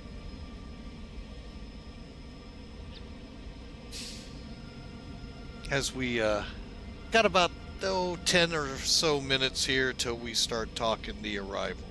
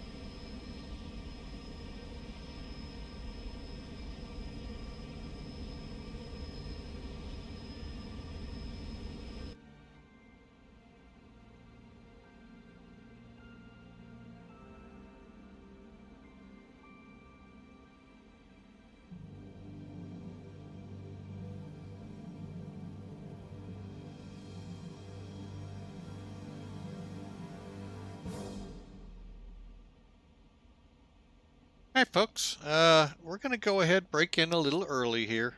I really do like that song, so just love the bass line in it. But anyway, I digress. Oh, and I'm still on that lovely camera. Neat little feature here. Let me go ahead and turn that off. Oh, we just went into a break, so we'll be at this in just a second. Turn that off. All right, subscribers, you're going to get a little treat here. We're going to do a little stuff here. Now, I've got airports pulled up here just on the outset. And folks, how many of you have seen me flying the 727 here of late? And no, we have had an engine fire or two with it lately. So, by having a nav display, which unfortunately that generation of aircraft did not have, you don't get this ability. So you have to use that little paper thing they call a map. I know to this generation of people out there, the millennials maybe know about it, but from then on, may have no clue. This is your next best thing. All right, and we're out of the break, so let's get into this, shall we? All right, first thing I'm going to do is pull up the weather here. You can actually do it here in Zibo, as with many aircraft. Don't send me nasty grams. I know many aircraft have this ability. I am really looking forward to when they get a lot of this working here. But this one works. All right, let's try S, B, R, and J. Let's send it. We're waiting for a message. Message. Boom. All right, so winds are showing 120 at 14, Sky is basically a few clouds still at 3,000, and I assume 999 means unlimited, but I'm not going to go there, folks.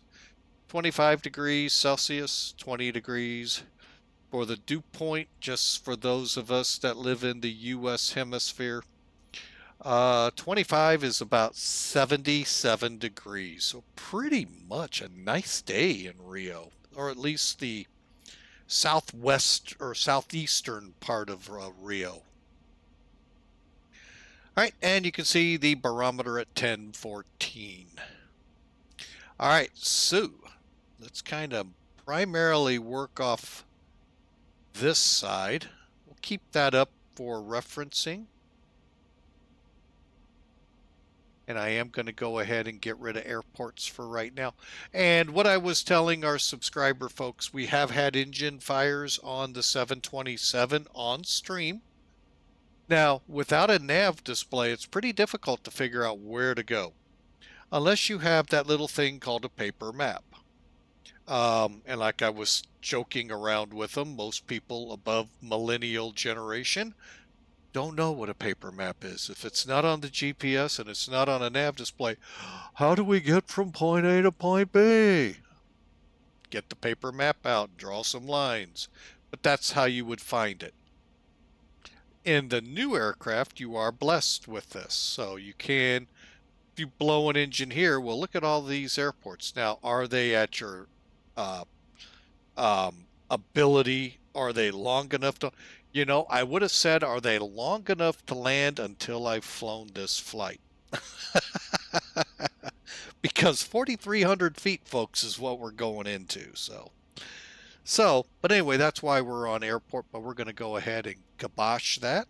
Keep the weather radar on. Got some blips again right up here. All right, so. Oh, we're going to be hampered, I think, with charts. Let's see here. Let me bring charts in.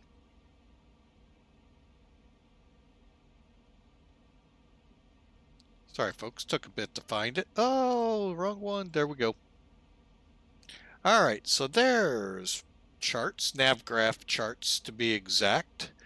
And folks, I do recommend this if you fly abroad. If you fly South America, highly recommend it. Europe, Africa, because you're going to get all of the airport charts. You're not going to have to go figure out how to find them. They're right there for you. So we're going here to SBRJ, Santos, Dumont, Rio de Janeiro. Weather, let's see, matches. Look at that. Isn't that amazing? 9,900 meters or greater. So, yep, call it unlimited, if you will. However, really not sure how SBGR can be considered an alternate when it's IFR right now. All right, well, you know, we can only do what we can do. All right, so here we go, folks. Your first look at the approach. We are set up. And I'm going to click on it, and I'm going to click on it for the RNAV uniform 20 left. RNAV, or in this case RNIP, which is an RNAV uniform runway 20 left. The one thing I'm shocked about, Jep, they don't give you runway lengths here. That's okay. FAA charts do, but we don't have FAA charts for South America. See how this is looking. Okay, good. You can. I just wanted to double check you could see it. All right, so we got a D-ATIS. D-ATIS means it's digital. If you guys in South America know how to pull those up, you can look at those prior to landing so you get an idea what's that airport's ATIS saying. Meaning you can then plan what runway are they truly landing on. With the wind at 120 at 14 it's pretty much a safe bet you're coming in on 20. Although that's about an 80 knot or 80 degree crosswind. Ouch.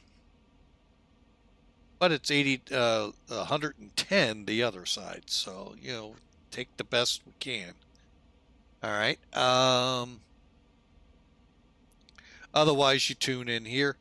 Here are all the different Rio control channels for approach, Rio tower, and ground. I'll let you read the missed approach. And then here are some of the specifications. Transition level by ATC, but we're going to go with 7,000 or whatever's in the box. Special aircraft and crew authorization, required. RF required, LNAV, VNAV, minimum 10 degrees, maximum 45 degrees. Do not perform RNIP transition of missed approach before 0.83 miles.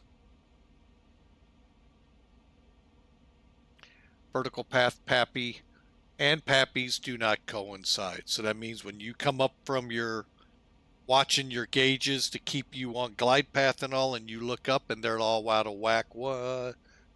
Just realize that's a possibility. All right, so procedure is we're going to go to gel it at 6,000. Hang on. Getting some pretty good returns up there on the radar. Okay, so we're going to go gel it. Let's get the legs pulled up here. Okay, so we're direct MEBGA, then gel it. I'm going to actually put the progress over here. We are currently 352 miles from a projected top of descent. We're going to actually figure one up here. So gel it at 6,000. RJ 931 at 4,800. 4,400 is our maximum. Minimum we can be at 3,500. So we can be in between here at 31. Next page. 72. 2,500 feet or above. I'm going to be at 2,500 feet. Now, we are getting in real close here, and this is where it started getting a little screwy with me the last time, from 73 all the way in. So we're going to really pay attention. Speed is your enemy on this approach. It's really on any approach, but this one, being you only have 44 or 4,300 feet of runway, you got to be on your speeds, and we're going to get to those. You got a speed restriction right up here. So 73, 904, below 140. Make your turn to 906. And then you better be pretty, it's kind of like going into Reagan or into Kitech. You better be pretty straight and stable pretty quick coming in here.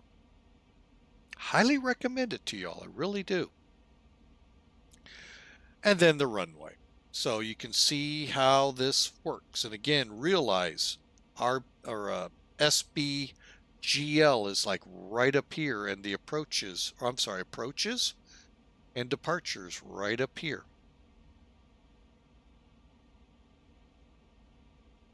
Then you've read the missed approach, so you know we're just going to follow the little dotted line out to UTAG, out to Enver, and hold.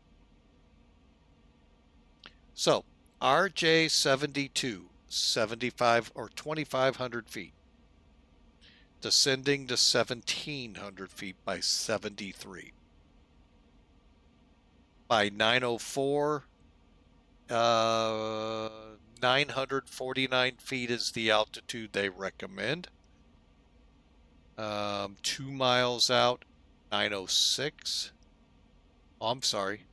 Be at 600 feet. Maximum speed down this, folks, is 140. So maintain your speeds. We're going to be right in here, so about 700 feet a minute-ish to maybe off a little. So maintain that V approach speed all the way down to your missed approach point. All right, RNIP 0.1 decision altitude 306 MSL 296 AGL. Okay, that works for me. That is a really good paint, by the way, there. All right, and then 1,600 meters for our visibility. So we've got to have, let's just call it 300 feet and 1,600 meters.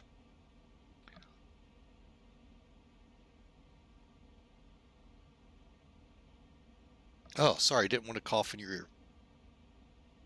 Oh, but I ended up sniffling. Anyway, if we are not meeting these, we have to go to the alternate, which at the time right now is IFR. So we may have to choose a different point. Okay, there's your charts, folks. There's your charts.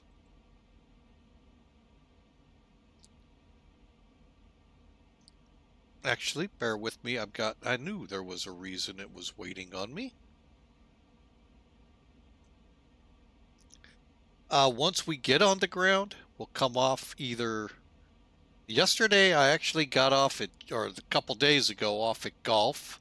But once we come off, we're just going to work our way to the ramp, find a hole, park it in it. Okay?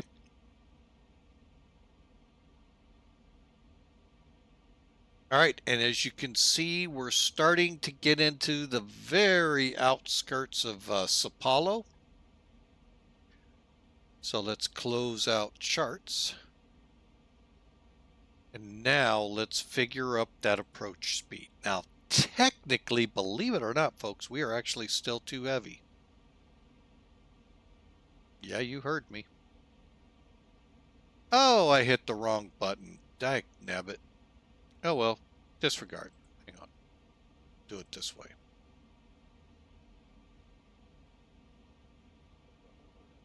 Altitude now should be a relatively smooth flight. Seatbelt sign is off. Please only move around the cabin when that sign is off. And anytime you receive that, you request your seatbelt fastened about you regardless of the seatbelt sign. You can navigate a little closer. Meanwhile, please sit back and relax. Enjoy the trip with us.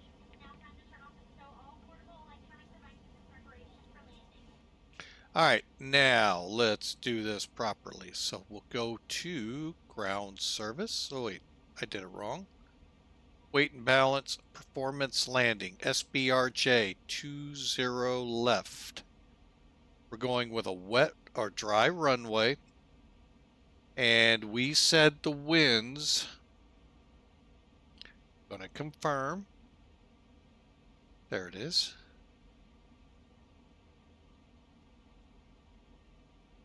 One 20 at 14. Temperature was 25. And altimeter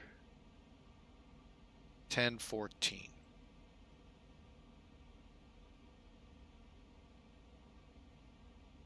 We are going to be flaps 40, folks. You got to be as slow as you can. Brakes max auto. And I'm going to actually put that to 0. Weight expected 129.5.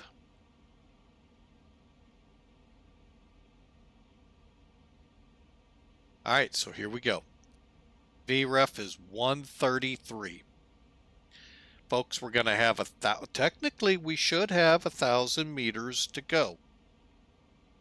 So we'll keep it in this configuration and hope, we're just going to bring it in. So it is telling us we are good. 1080.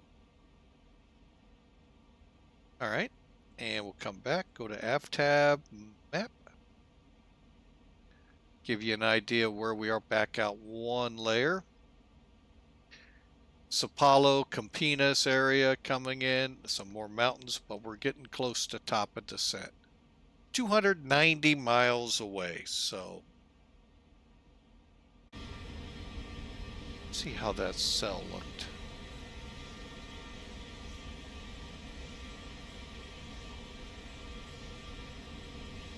Wow. Pretty impressive.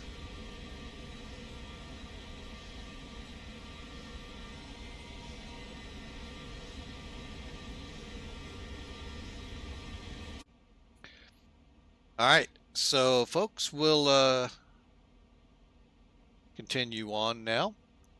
And like I said, 280 miles to top of descent. We want to figure that out. All right. So we said 6,000 is our mark. So we're coming from 37. So what I do is take 37,000 minus 6,000. Let's do it the simplest way. Knock off the zeros. So 37 minus 6. Hey, go figure. It's 31. Times that number by 3. You end up with 93 miles. Now, what I'll do is pad it about 20 miles to give us a little bit of cushion so we can judge our descent better. So we'll figure it at about 113 miles from Gellet. Now, I know you're all going, well, that don't mean anything to us. Well, I can tell you this much. It's 46 miles to MEBGA. So 46 minus...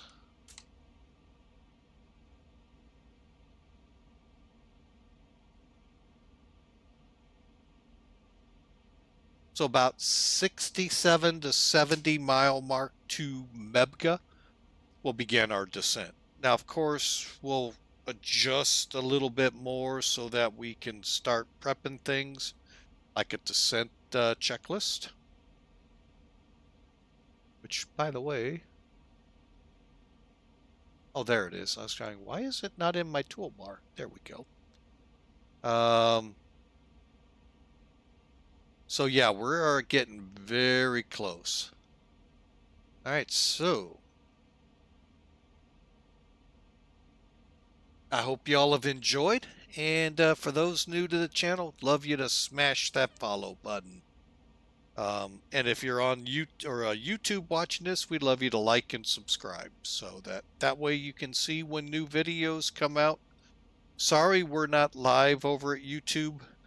Don't really understand the whole process of live over there yet. But we are live here at Twitch. So if you go down into the notes, click more, you'll see a link to Twitch. Come over to Twitch and you'll find out our flight schedule. I have not yet posted for next week, so been a little busy this week, so we're going to get to work on that, and hopefully if you have suggestions, folks, come on over to our Discord channel and put it in flight suggestions.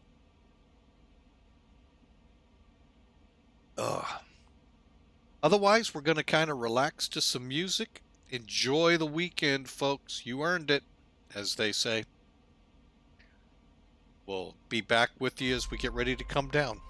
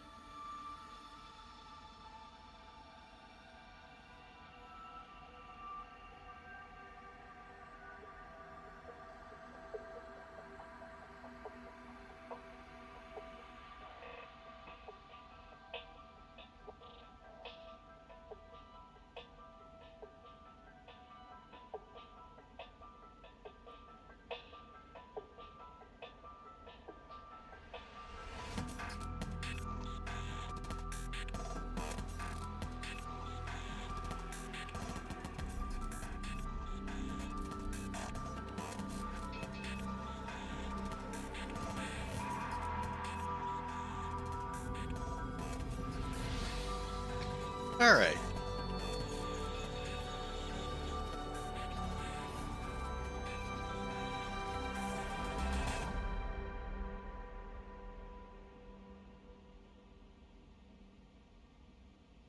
All right, folks, again, hope y'all are enjoying. I'm going to do one more plug here for Twitch, just so you all know.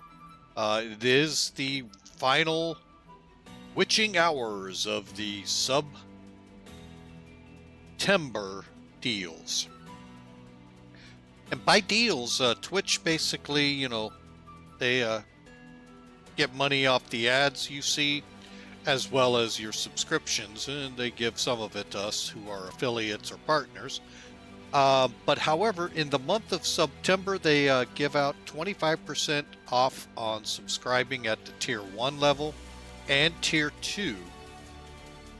At Tier 3, they go to 30% off of the cost, and as well as if you gift subs. So folks, it doesn't matter how many you do, the deals are there until October 1. And then the deals are off. Guess what that means? You only have a few more hours, folks. Don't play the game of, oh, I'm out here in Hawaii, so I still got plenty of time. You don't know what time zone they're in. So I'd take advantage of it now, folks. Show the love to your favorite streamers. You know, help them out so they can provide a better service to you. And we hope we're one of those. But in return, Twitch gives you ad-free viewing, so you don't have to put up with that minute of commercials every 20 or so minutes. But folks, as I always say, that's up to you. I understand times are tough. Inflation, recession / depression, depending on how you look at the economy here in the U.S. And so I get it. But we would sure love for you to subscribe. But if you're not able, boy, we would love you to hit follow. That's free. The most it costs you, folks, is an email. So, but we love having you all here, be it follower, be it love our subscribers, but also even those that just pop in, pop out. So, thank you so much for being a part of the stream, and we look forward to shooting this approach here shortly. Like the title says, short field landing ahead. And I think this might even give some real world pilots a challenge, as you all saw, and I'll show it again to y'all. Let me just first make sure it didn't go wonky on us, using another highly coveted aviation term. I was right. It did go wonky. There we go. That's what I get for previewing. Alright, so when I click the button here, get an idea of, this is the Google map of where we're going.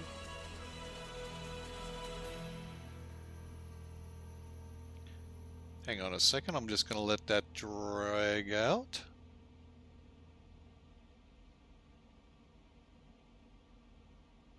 Oh, sorry about that again. Alright. So as you can see, folks, here's the airport we're coming into. This is our runway we're landing on.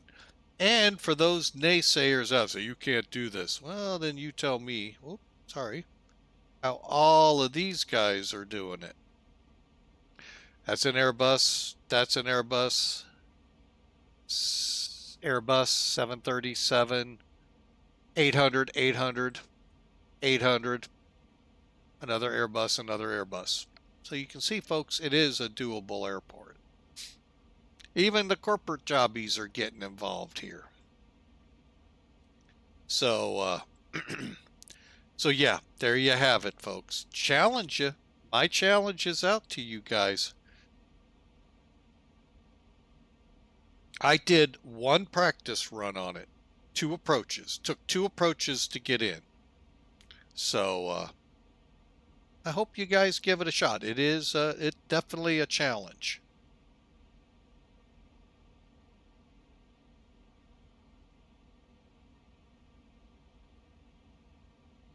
There we go. All right, folks. So let's see. What's the FMC read now? About 100 miles out. Couple more songs, and we'll be to top of descent.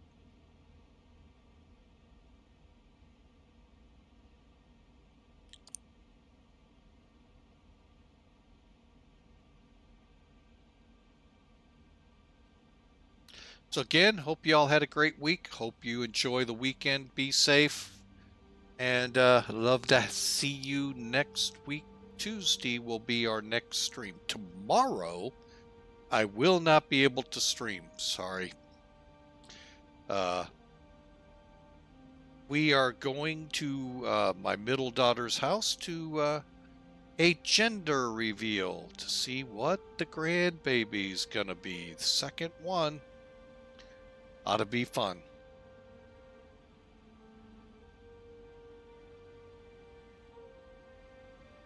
And I'm kind of curious how they're gonna reveal it. Can only use the word "it" for another day.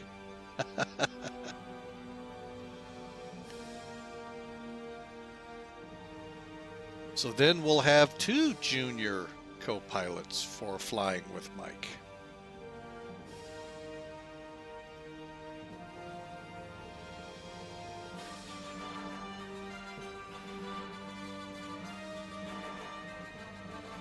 So I can't wait. That's tomorrow, folks. No stream tomorrow. Tuesday's the earliest we'll be back at it. Don't think I have anything. Wait a minute. I may have something. Stand by.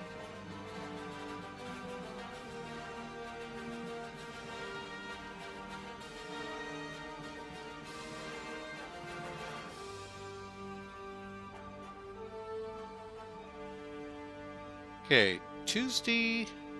Yeah, next week we're good. Then the following week we get a little dicey with some training we got to do. And then go from there. So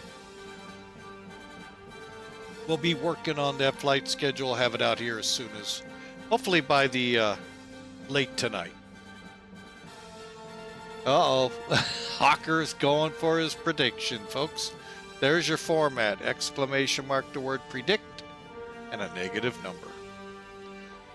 You know what?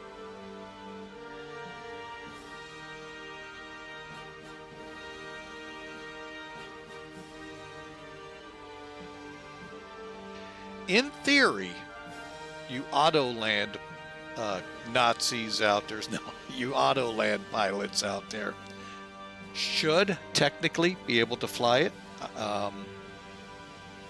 However, you may have to come off that autopilot and actually land it yourself.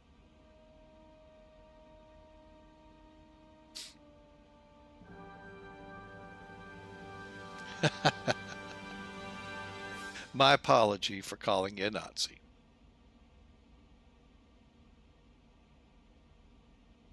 All right, folks, I'm going to go ahead and kill the music here. And let's get set up for this approach.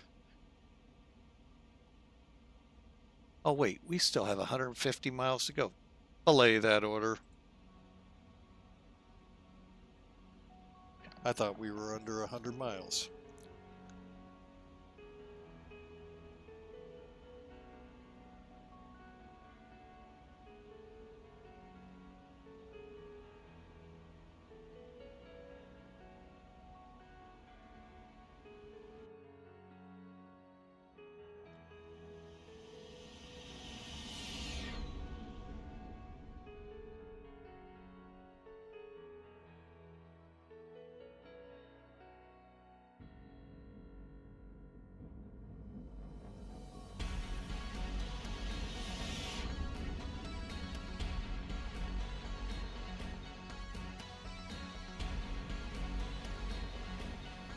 Hawker will love this view.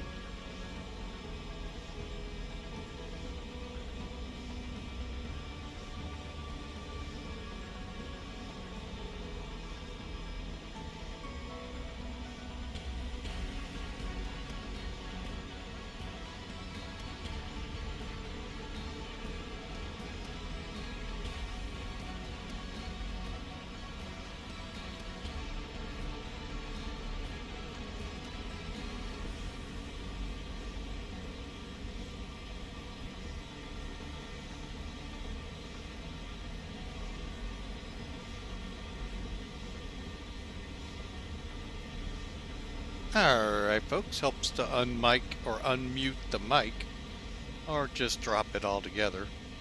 Oh wait, then you lose the captain. That's not a good thing.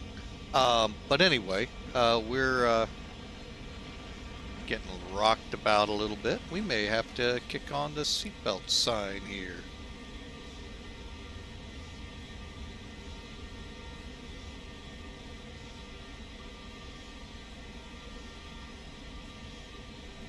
Alright, let's get in here and do that.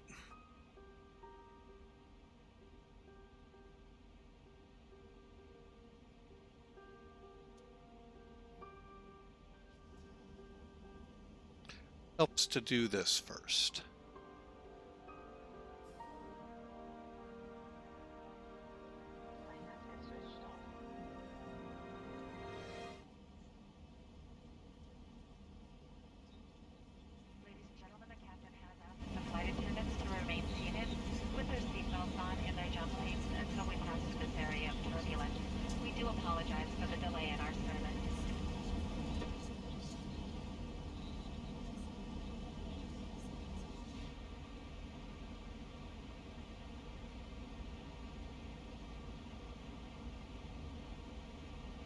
And again, for those curious which ZIBO version we're flying, so they can school me if need be. Just click anytime you gotta be on this. Sorry, folks.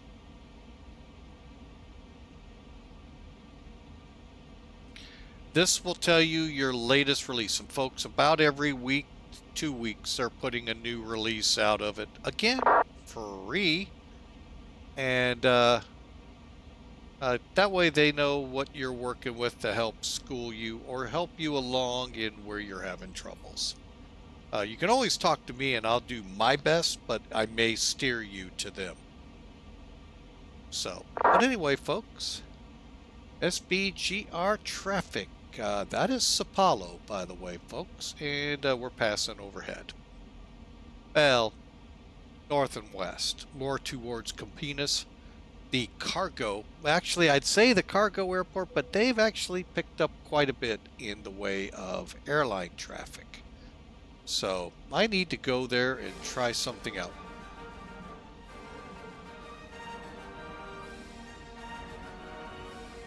see how things, because they had a big scenery discrepancy with 11.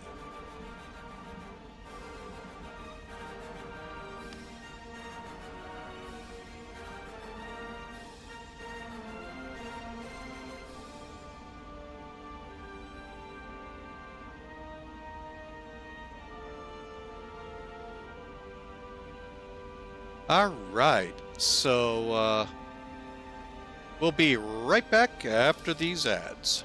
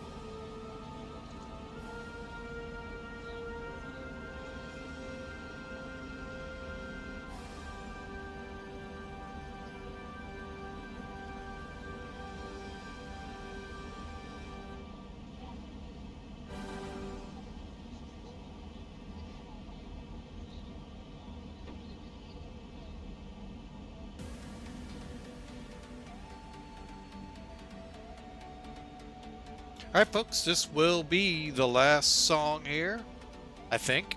We may run one as we're coming down, but we are about to get into top of descent here. So give it about 3 minutes here, we'll get the song over with and be ready for descent. So folks, buckle up. 4,300 feet of runway, only about 200 miles away.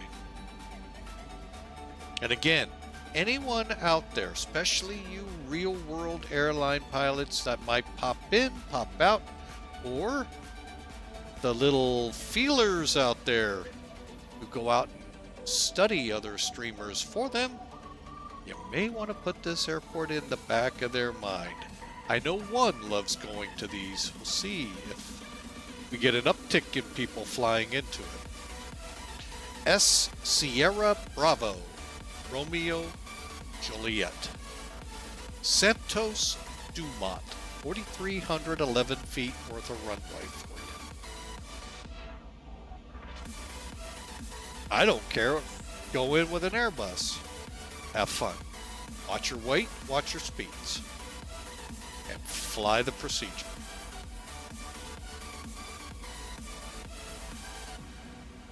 Okay, looking out at the windscreen, folks, looky there. We got storms ahead. Kind of starting to show up on the radar here. We'll kind of keep a closer eye on it, but this ought to be a fun approach. It was when I did it a couple days ago. Again, Marperf, thank you for the recommendation.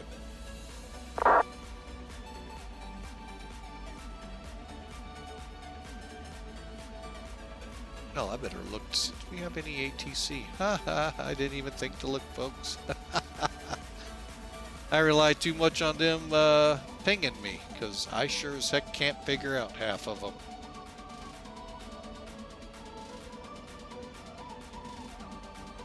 Oh, now Bolivia comes up. Where are we? Oh, there we are. Oh yeah, we've been long gone from them. Alright. And that's almost identical to the radar I had when I flew the test flight.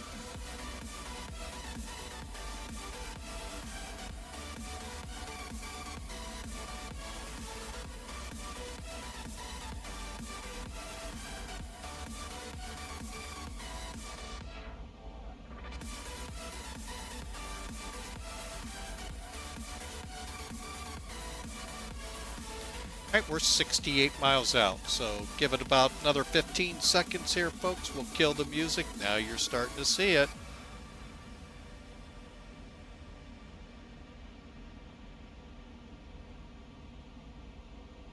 Alright, music's off. We're going into a sterile cockpit. We still got the seatbelt signs on. Top of descent is showing up. And,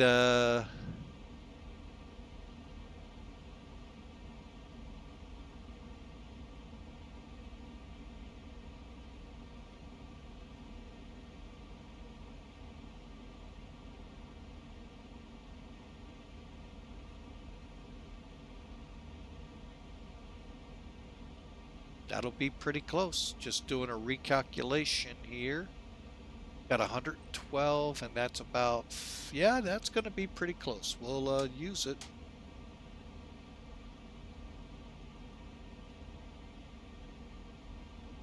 Okay, let's go back over here to our EFB. And should not change because we're working off a set number here.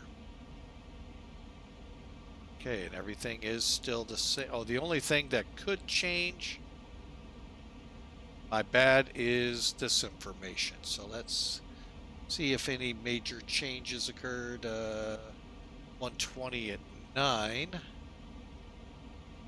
And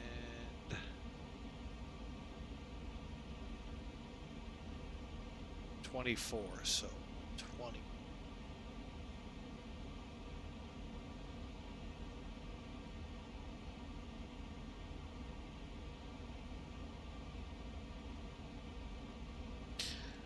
I think the barometer is still the same. Yep, and scattered clouds now 2,500, 10,000. So hopefully that actually pans out when we come in to help us find it. Actually, once we break out, it's really not hard to find.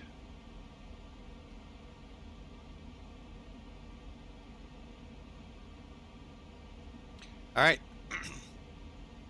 Again, NDAs have been signed by our passengers aboard, NDA being non-disclosure agreements, so they can't complain in any way to legal authorities about how poorly the landing was.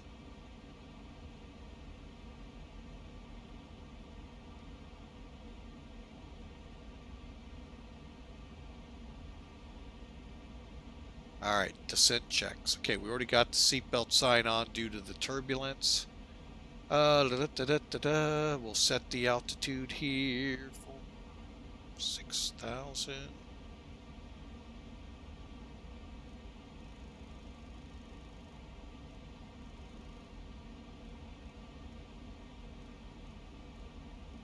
Okay. Engine starts. Let's get them into continues. Now that we do have some precip that we'll be going through, I'm going to go ahead and get our engine ice on.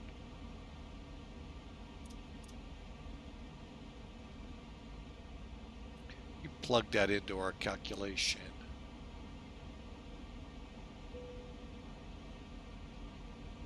Bumped us up on speed a little bit. And took a little bit off on our landing, obviously. So there you go, folks. Alright, so we're now within 40 miles of top of descent and within getting into the range of the weather ahead.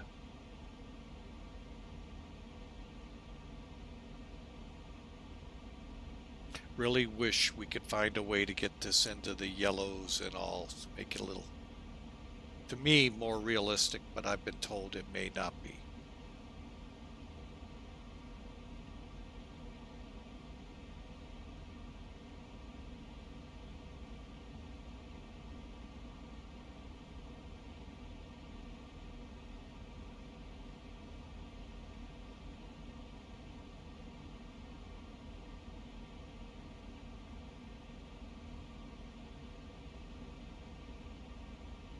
And for some of you just tuning in, let me make sure.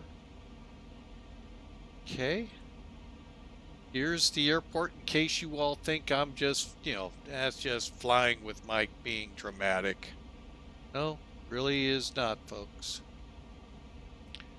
Here's the real airport. And you can see real airliners in the gates. Unless it's AI. Now, I could give you that. It could be that new AI stuff out there lying to us saying they really don't use the airport. However, there's your 4,300-foot runway. Hawker, take your corporate planes down this one. It's even thinner. Why don't we just scrunch it and shorten it?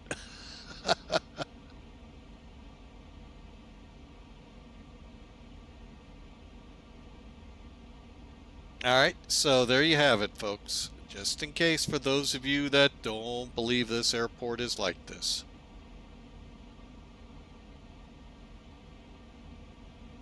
Alright, so here we go. Top of descent, 20 miles. Let's get ready. Alright, so top of descent can be done a couple of ways. Coming down. I could push descent and descend now. I can also, since we've got our altitude set, push altitude intervene, and that'll start our top of descent. And of course, the old standby BS, set a number. But always make sure you set an altitude lower than what you're at so it will actually do it.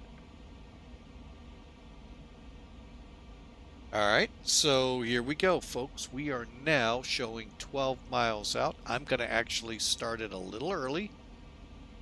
Let's use descend now. Execute. Okay, there's your descent there, folks. Airbus drivers, remember you got a green dot that works up and down here to get you into your path. So we're about 10 miles off. Now there's nothing in Boeing that tells you where you'll meet up with that descent path. So, alright, so we're going to kind of drift over and then come down, hopefully on the other side of this bad weather.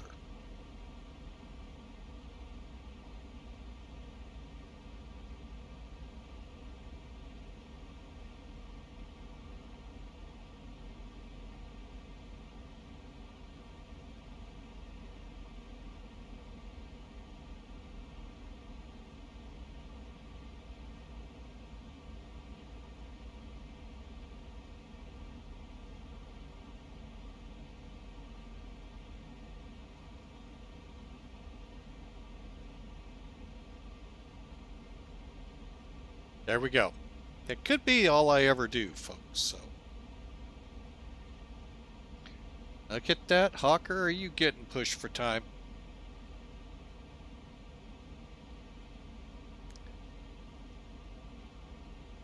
I say you get your corporate jet in the air and shoot the approach too. Yard is calling. I think I need to get a hold of one of the news rags to get over there and talk, see this phenomenon going on. Plus, it's like 90-something degrees outside, dude. Don't you know, come Thursday, we're supposed to be back in the 70s here?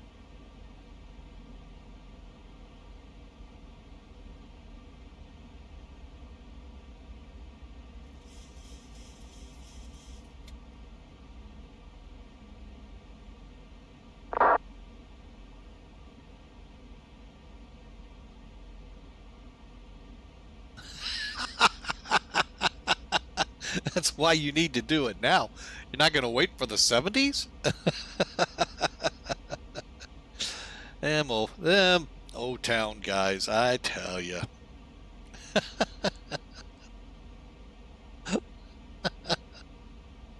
Alright, I guess I'll tell our passengers we're starting down.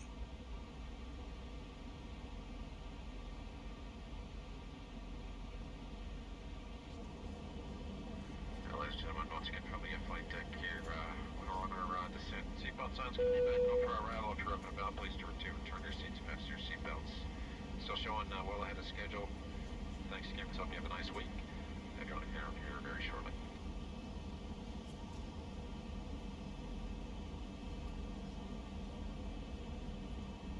All right, folks, we are on the way down, as the captain said.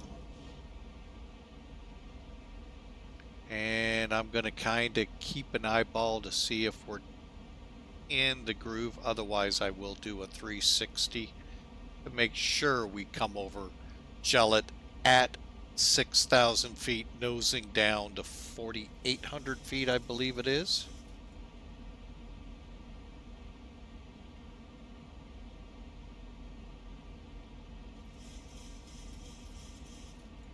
For those curious.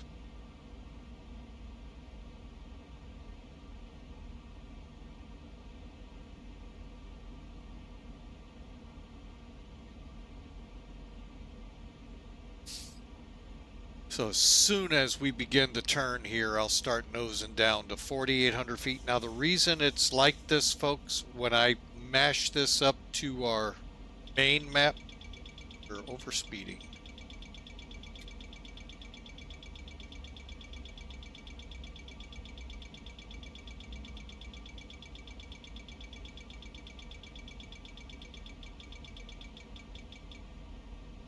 Go.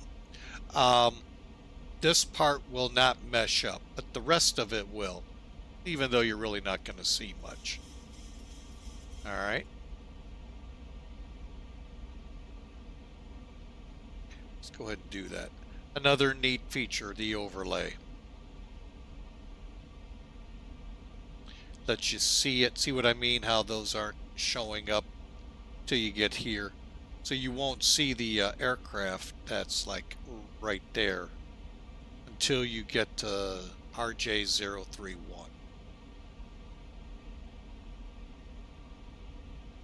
To me, that's a neat feature, though.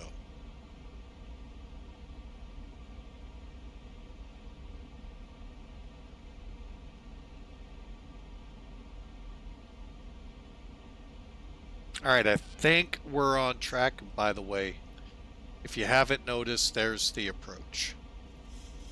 Again, fly it as prescribed, folks. I mean, you really got to pay attention to it, make sure the plane's in the parameters, and don't be afraid. 40, from flying it pretty much configured a pretty good distance out, so you personally are ready for it, because you don't want to be fast in that turn, because you'll do a kind of push out and then you'll have to go around to try again. I know, I did once. All right, let me get rid of charts here.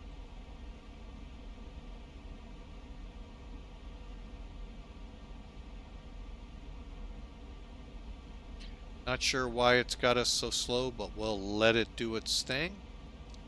We're down to 23. I think we're going to be pretty close to the 6,000 foot mark. We'll see when we make the turn here.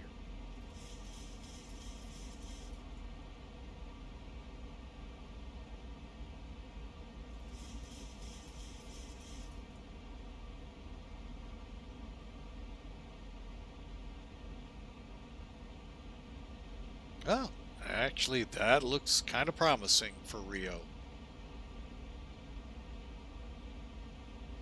Until I look that way, probably.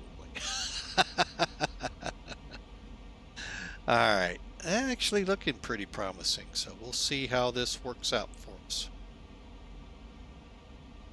Okay.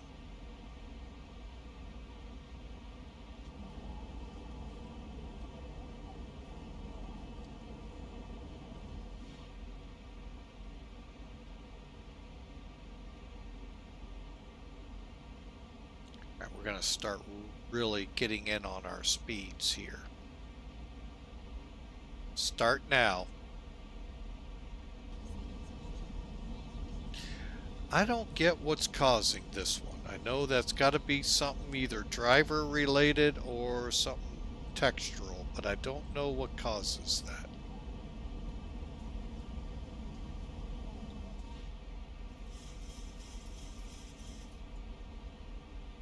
Alright, let's get this heading squared away.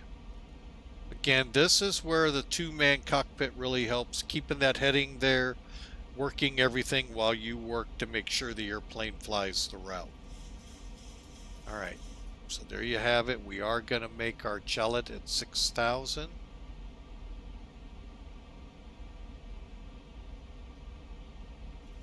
$18,000.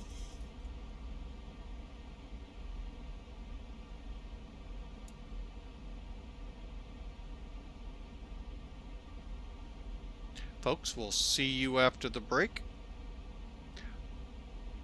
I am very leery of that Hawker, the shared cockpit concept. I've never tried it. I guess that's probably it, just the not knowing. That's why I've never done it.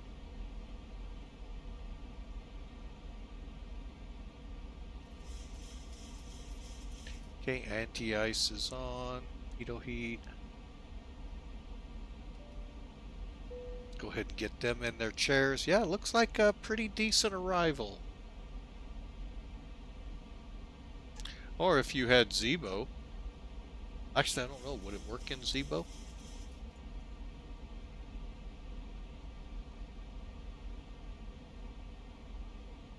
Alright, got to get off the speed brakes.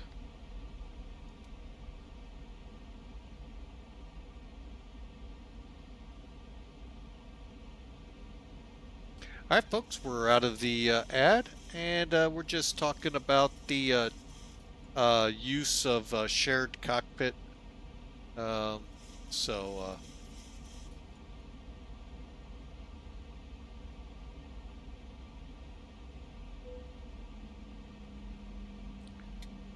I am actually kind of liking what I'm seeing. I'm thinking SimAware is really off.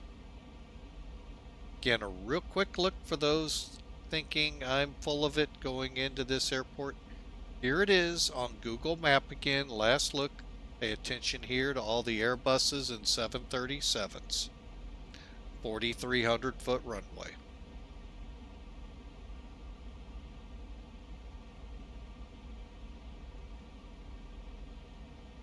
And again,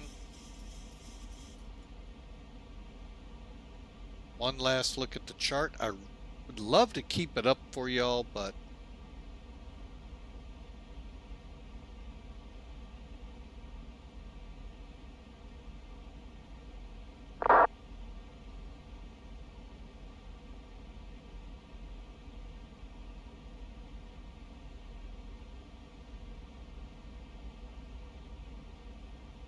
so there you have it, folks.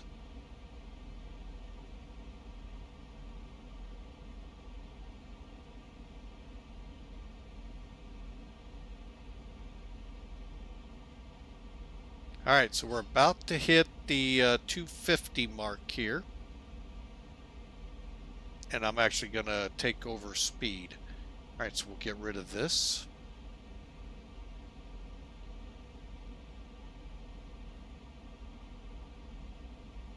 And I am going to start.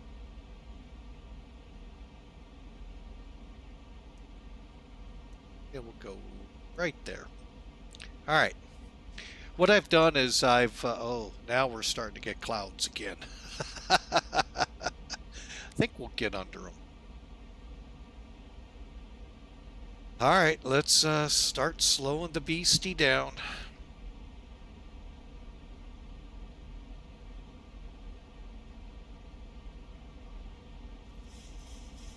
That's not looking too bad yet. The weather report latest.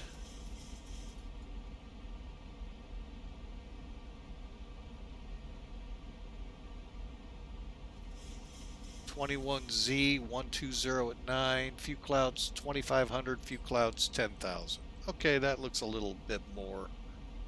We'll go with it though. And if I always forget I can go this route, folks, sorry. There we go. That way you all see it instead of just me.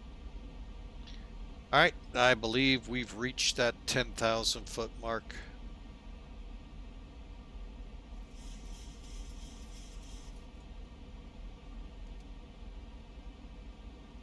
taking over the speed. Same thing, speed intervention. Go to 240. And of course you all know what that means. Lights.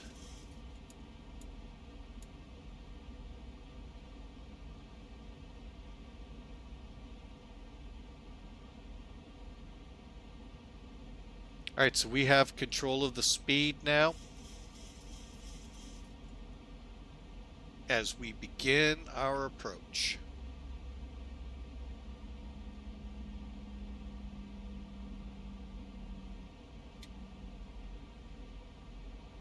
The green arrow here gives you an idea where your descent is forecast to be.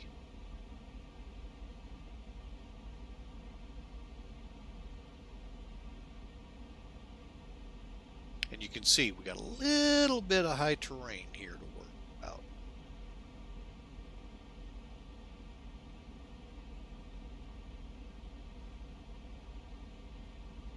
Okay, according to the chart, no speed restrictions, but I'm going to put one in here in a minute. I'm going to slow us to minimum 220.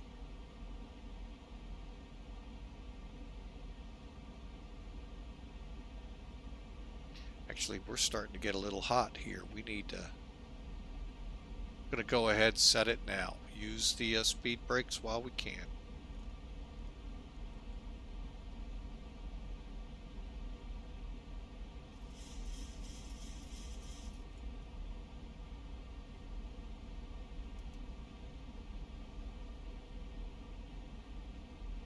Okay, 1014 set across the board.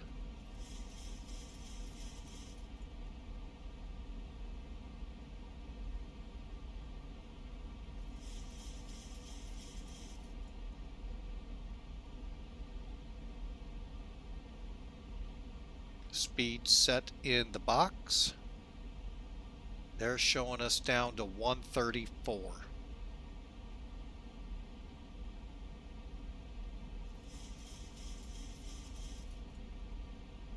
Sorry if I'm talking too much, folks. Just kind of helps me. Now, if I'm not talking much, I'm really concentrating hard, so bear with me here, folks. Gillette 2 miles out, 6,000 feet, slowing to 180.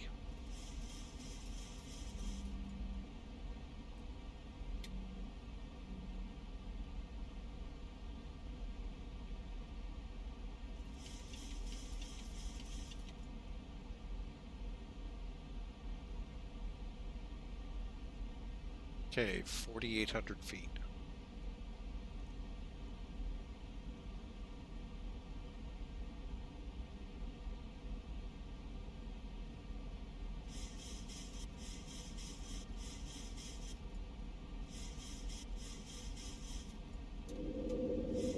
I'm gonna go ahead and get the gear down to use it for drag.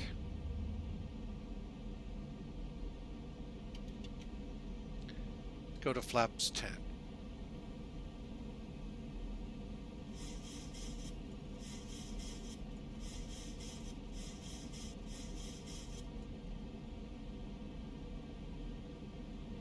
Fast to go.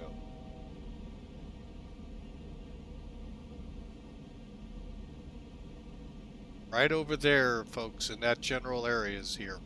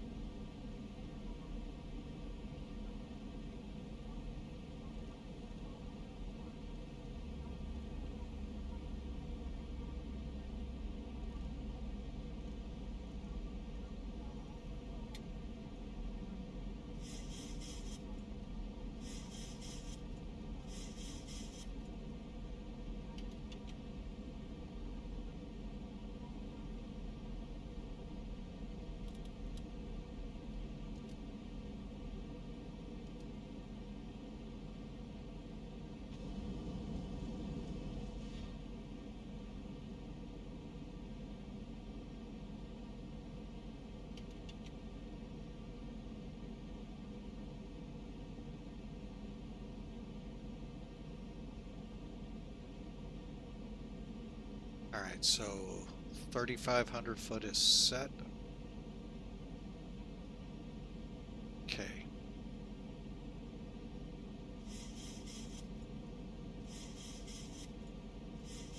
Alright, now we're at our maximum of 140, and boy, are we getting...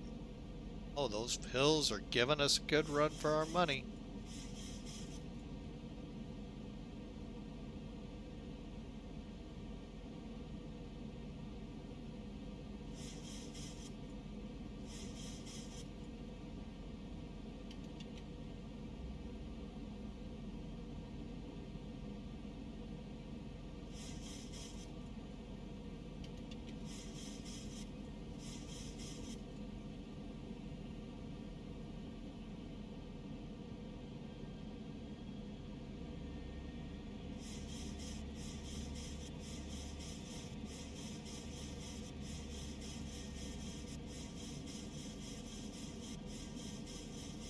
Right on the other side of that hill, folks, is the runway. That's what you face on your departure, is that.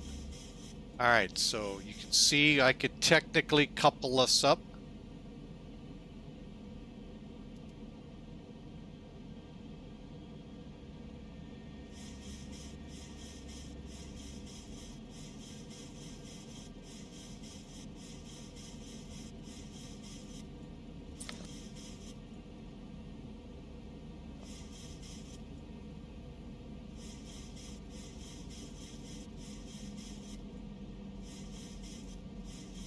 Okay, we're on the glide path, so we're going to kind of watch what it's doing to us as we go down to 2,500 feet. Kind of...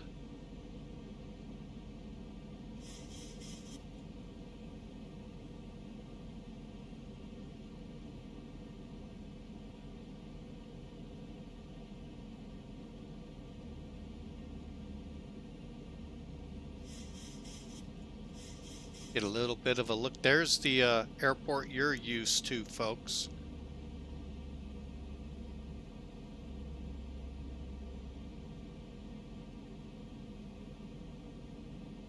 Again, my apologies. I'm not paying attention to chat, so.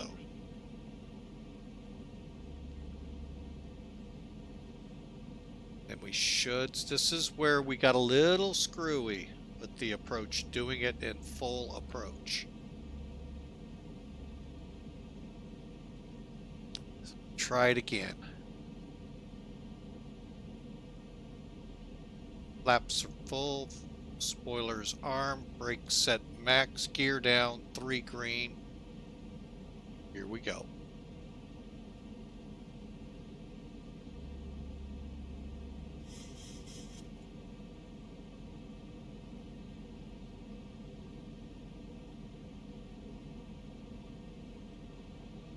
Still can't see the airport. Okay.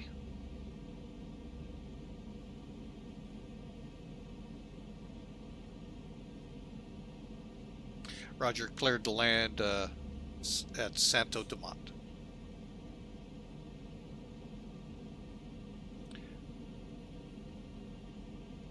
Santo Dumont traffic goal 572, approximately 3 miles on the RNIP 420 left. And for those at SBGL, we're south of the causeway. Guess that would be east, my bad. Okay, there's the runways, folks.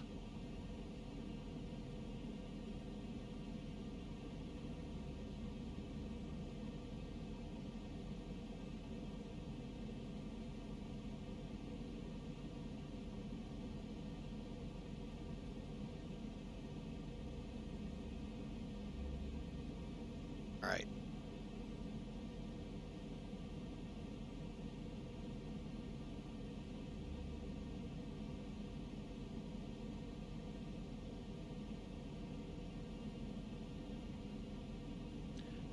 My plane.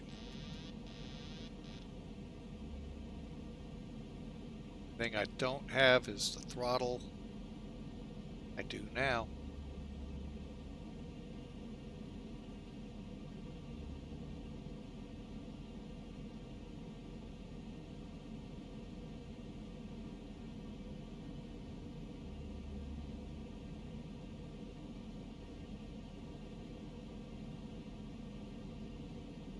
1,000. 1,000 feet stabilized, Mr. Perch, altitude set. Yeah. Stabilized my... Alright, here we go.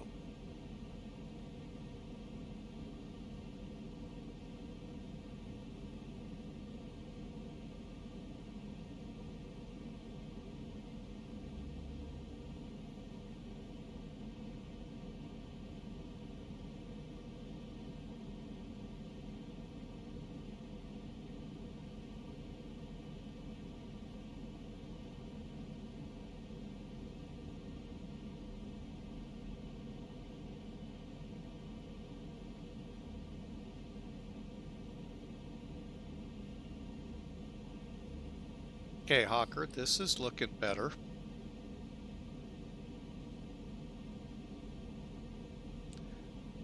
Alright, the hard part's over. Now to slow it up.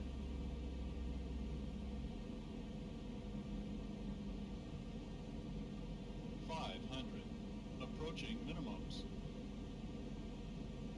400. Think rate. 300. Think rate. 200. The Pappies are right on the numbers. 100. 50, 40, 30, 20, 10.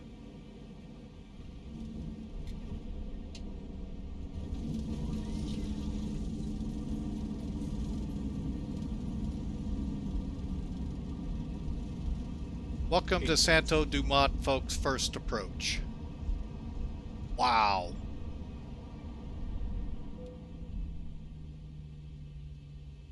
Ooh, that is a fun approach, folks.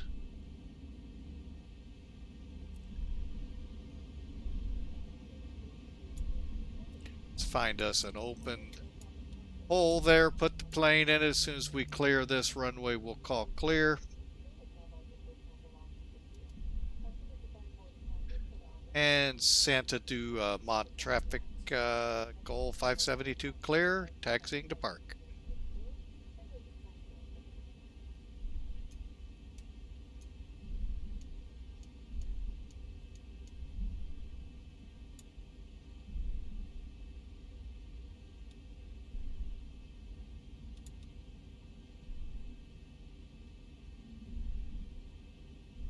What literally should be just for RJs, folks, is flown by the big boys. Or the wannabe big boys, let's put it that way. Alright, radar's off.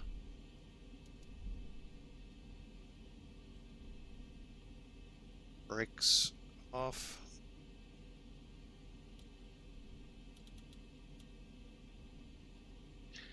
Alright, fasten seatbelts are good. Stay trim to 4 units if it's not there already.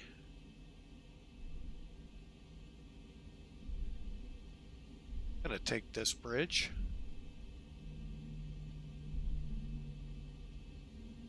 And we'll look back and see how horrible that landing was. I felt like I might have, I really felt like we were gonna smash the runway.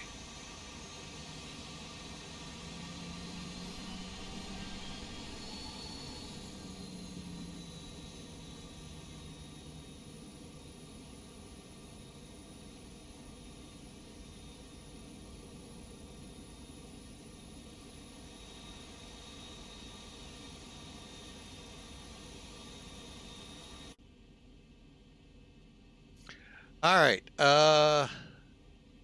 Insuik, welcome.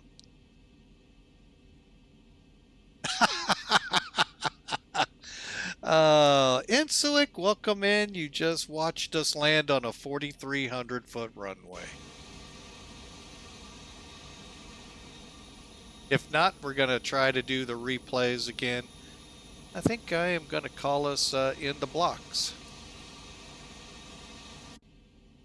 All right, let's complete the shutdown. First and foremost, the squawky box goes to standby. And up here we get some generators ongoing for the APU.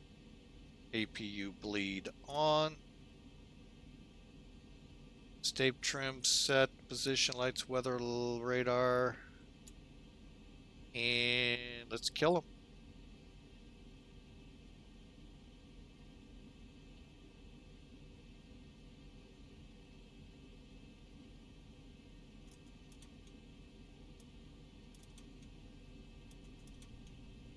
Wow, that was fun, folks. That, again, thank you, MarsPerf, for the suggestion, MarPerf. That was fun. And folks, when we come out of the break, we'll do a recap and then take a look at the approach.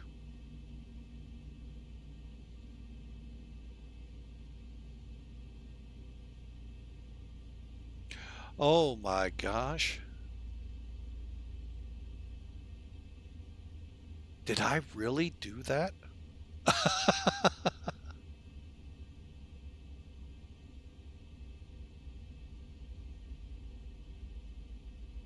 All right, folks, welcome back. And you missed a comment from me. I'm like, oh my gosh, did I really do that? So hang on, I am double checking a couple of different angles here before we get into this recap. The PIREP will be down here under charter. View my PIREPs. Submitted. Wrong one. There we go. Holy crap.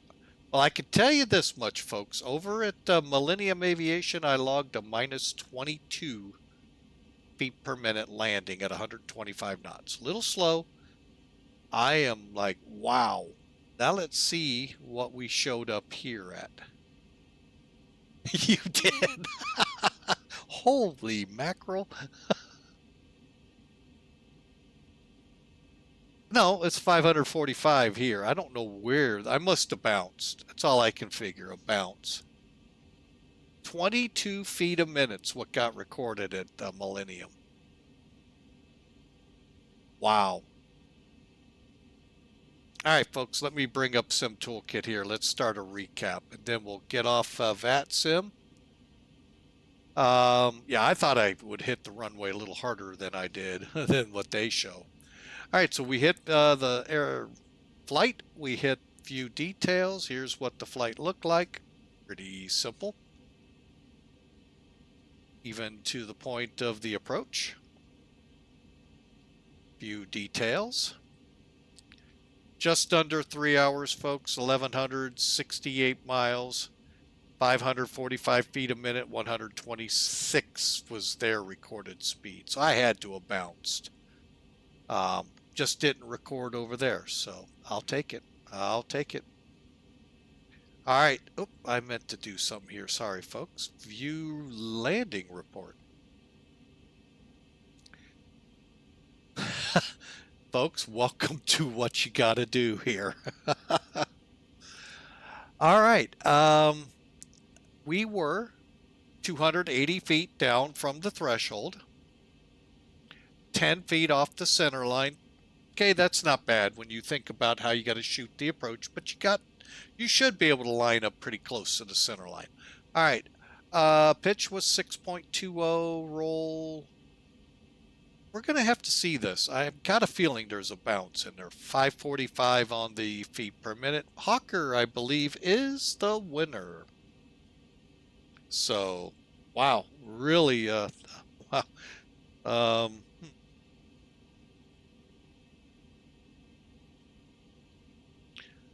And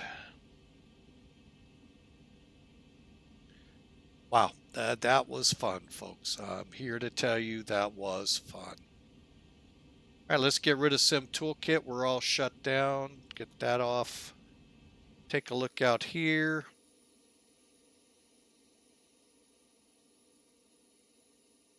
All right, let's see if it'll let us. Make sure I don't have it hooked in. I do not. Okay.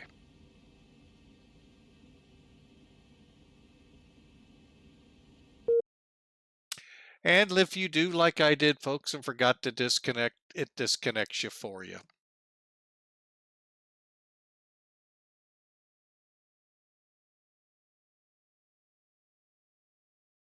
All right, why don't we fly from here?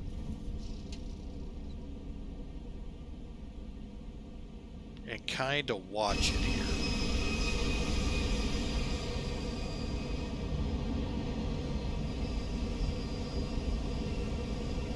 Okay, we're gonna accelerate a little bit, get in a little closer.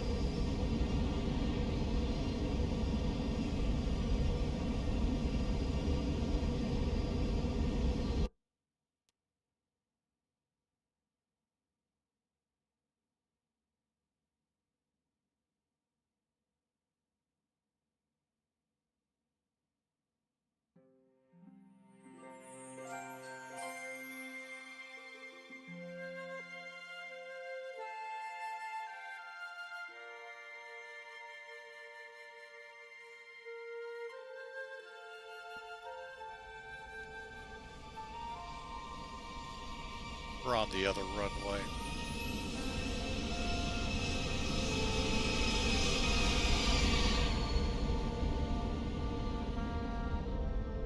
Yep, a little bounce.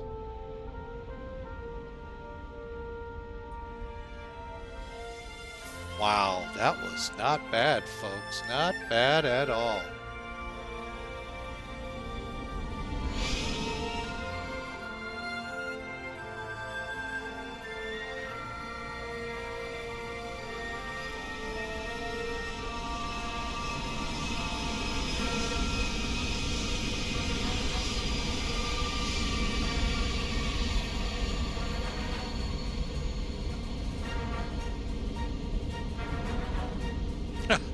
Hit it right on the numbers there, Hawker.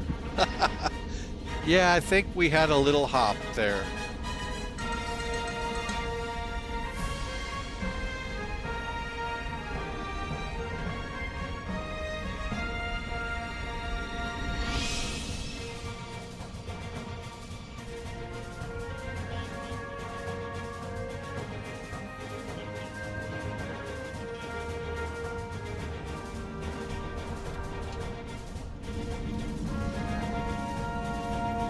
Not bad. Let's see what the passengers thought.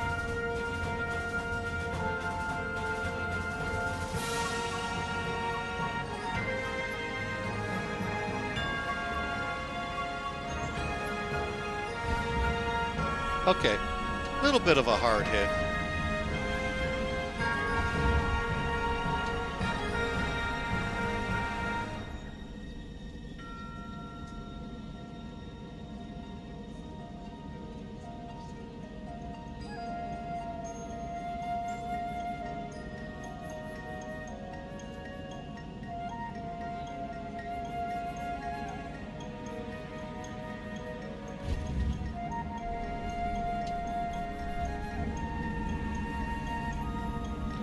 I'm not going to complain, folks. Not bad.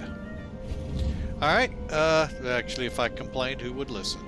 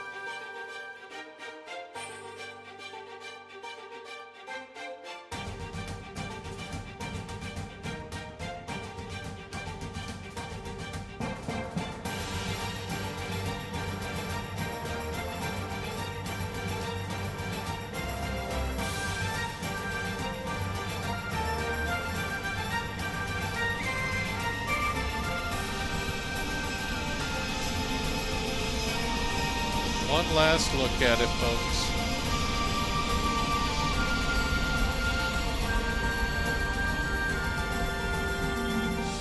All right, folks, welcome into Santos Dumont Airport, Rio de Janeiro.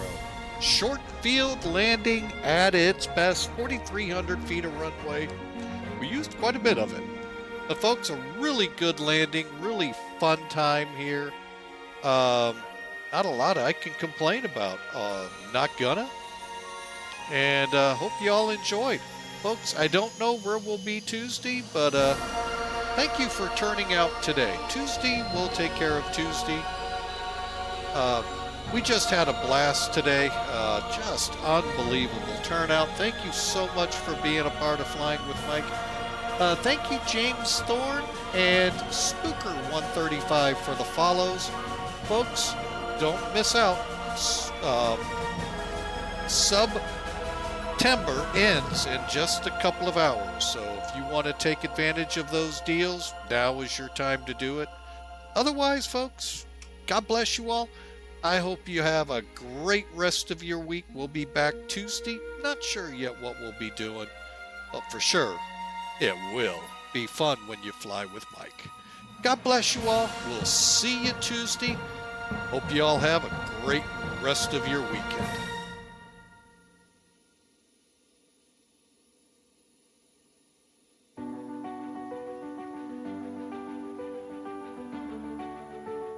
Hang on, folks. If I did that song, we get gigged. So, hang on a second. I happen to have a great song to walk out of here on. Y'all have a great weekend. Or better yet, not that song. Let's go even better. Let's go flying.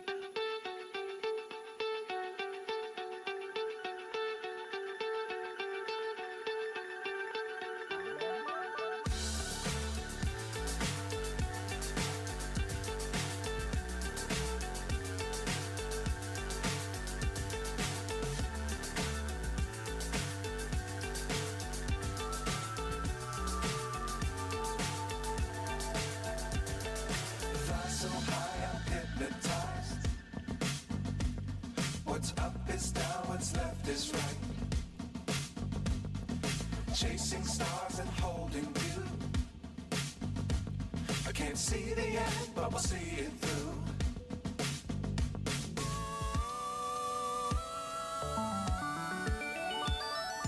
Flying, get on board. We're soaring on top of the world.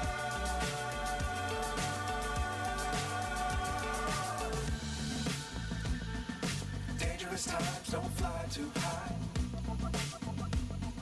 Be sure to keep the ground in sight. Fly forever if you keep it tight. Love the world, but keep the sky on your mind.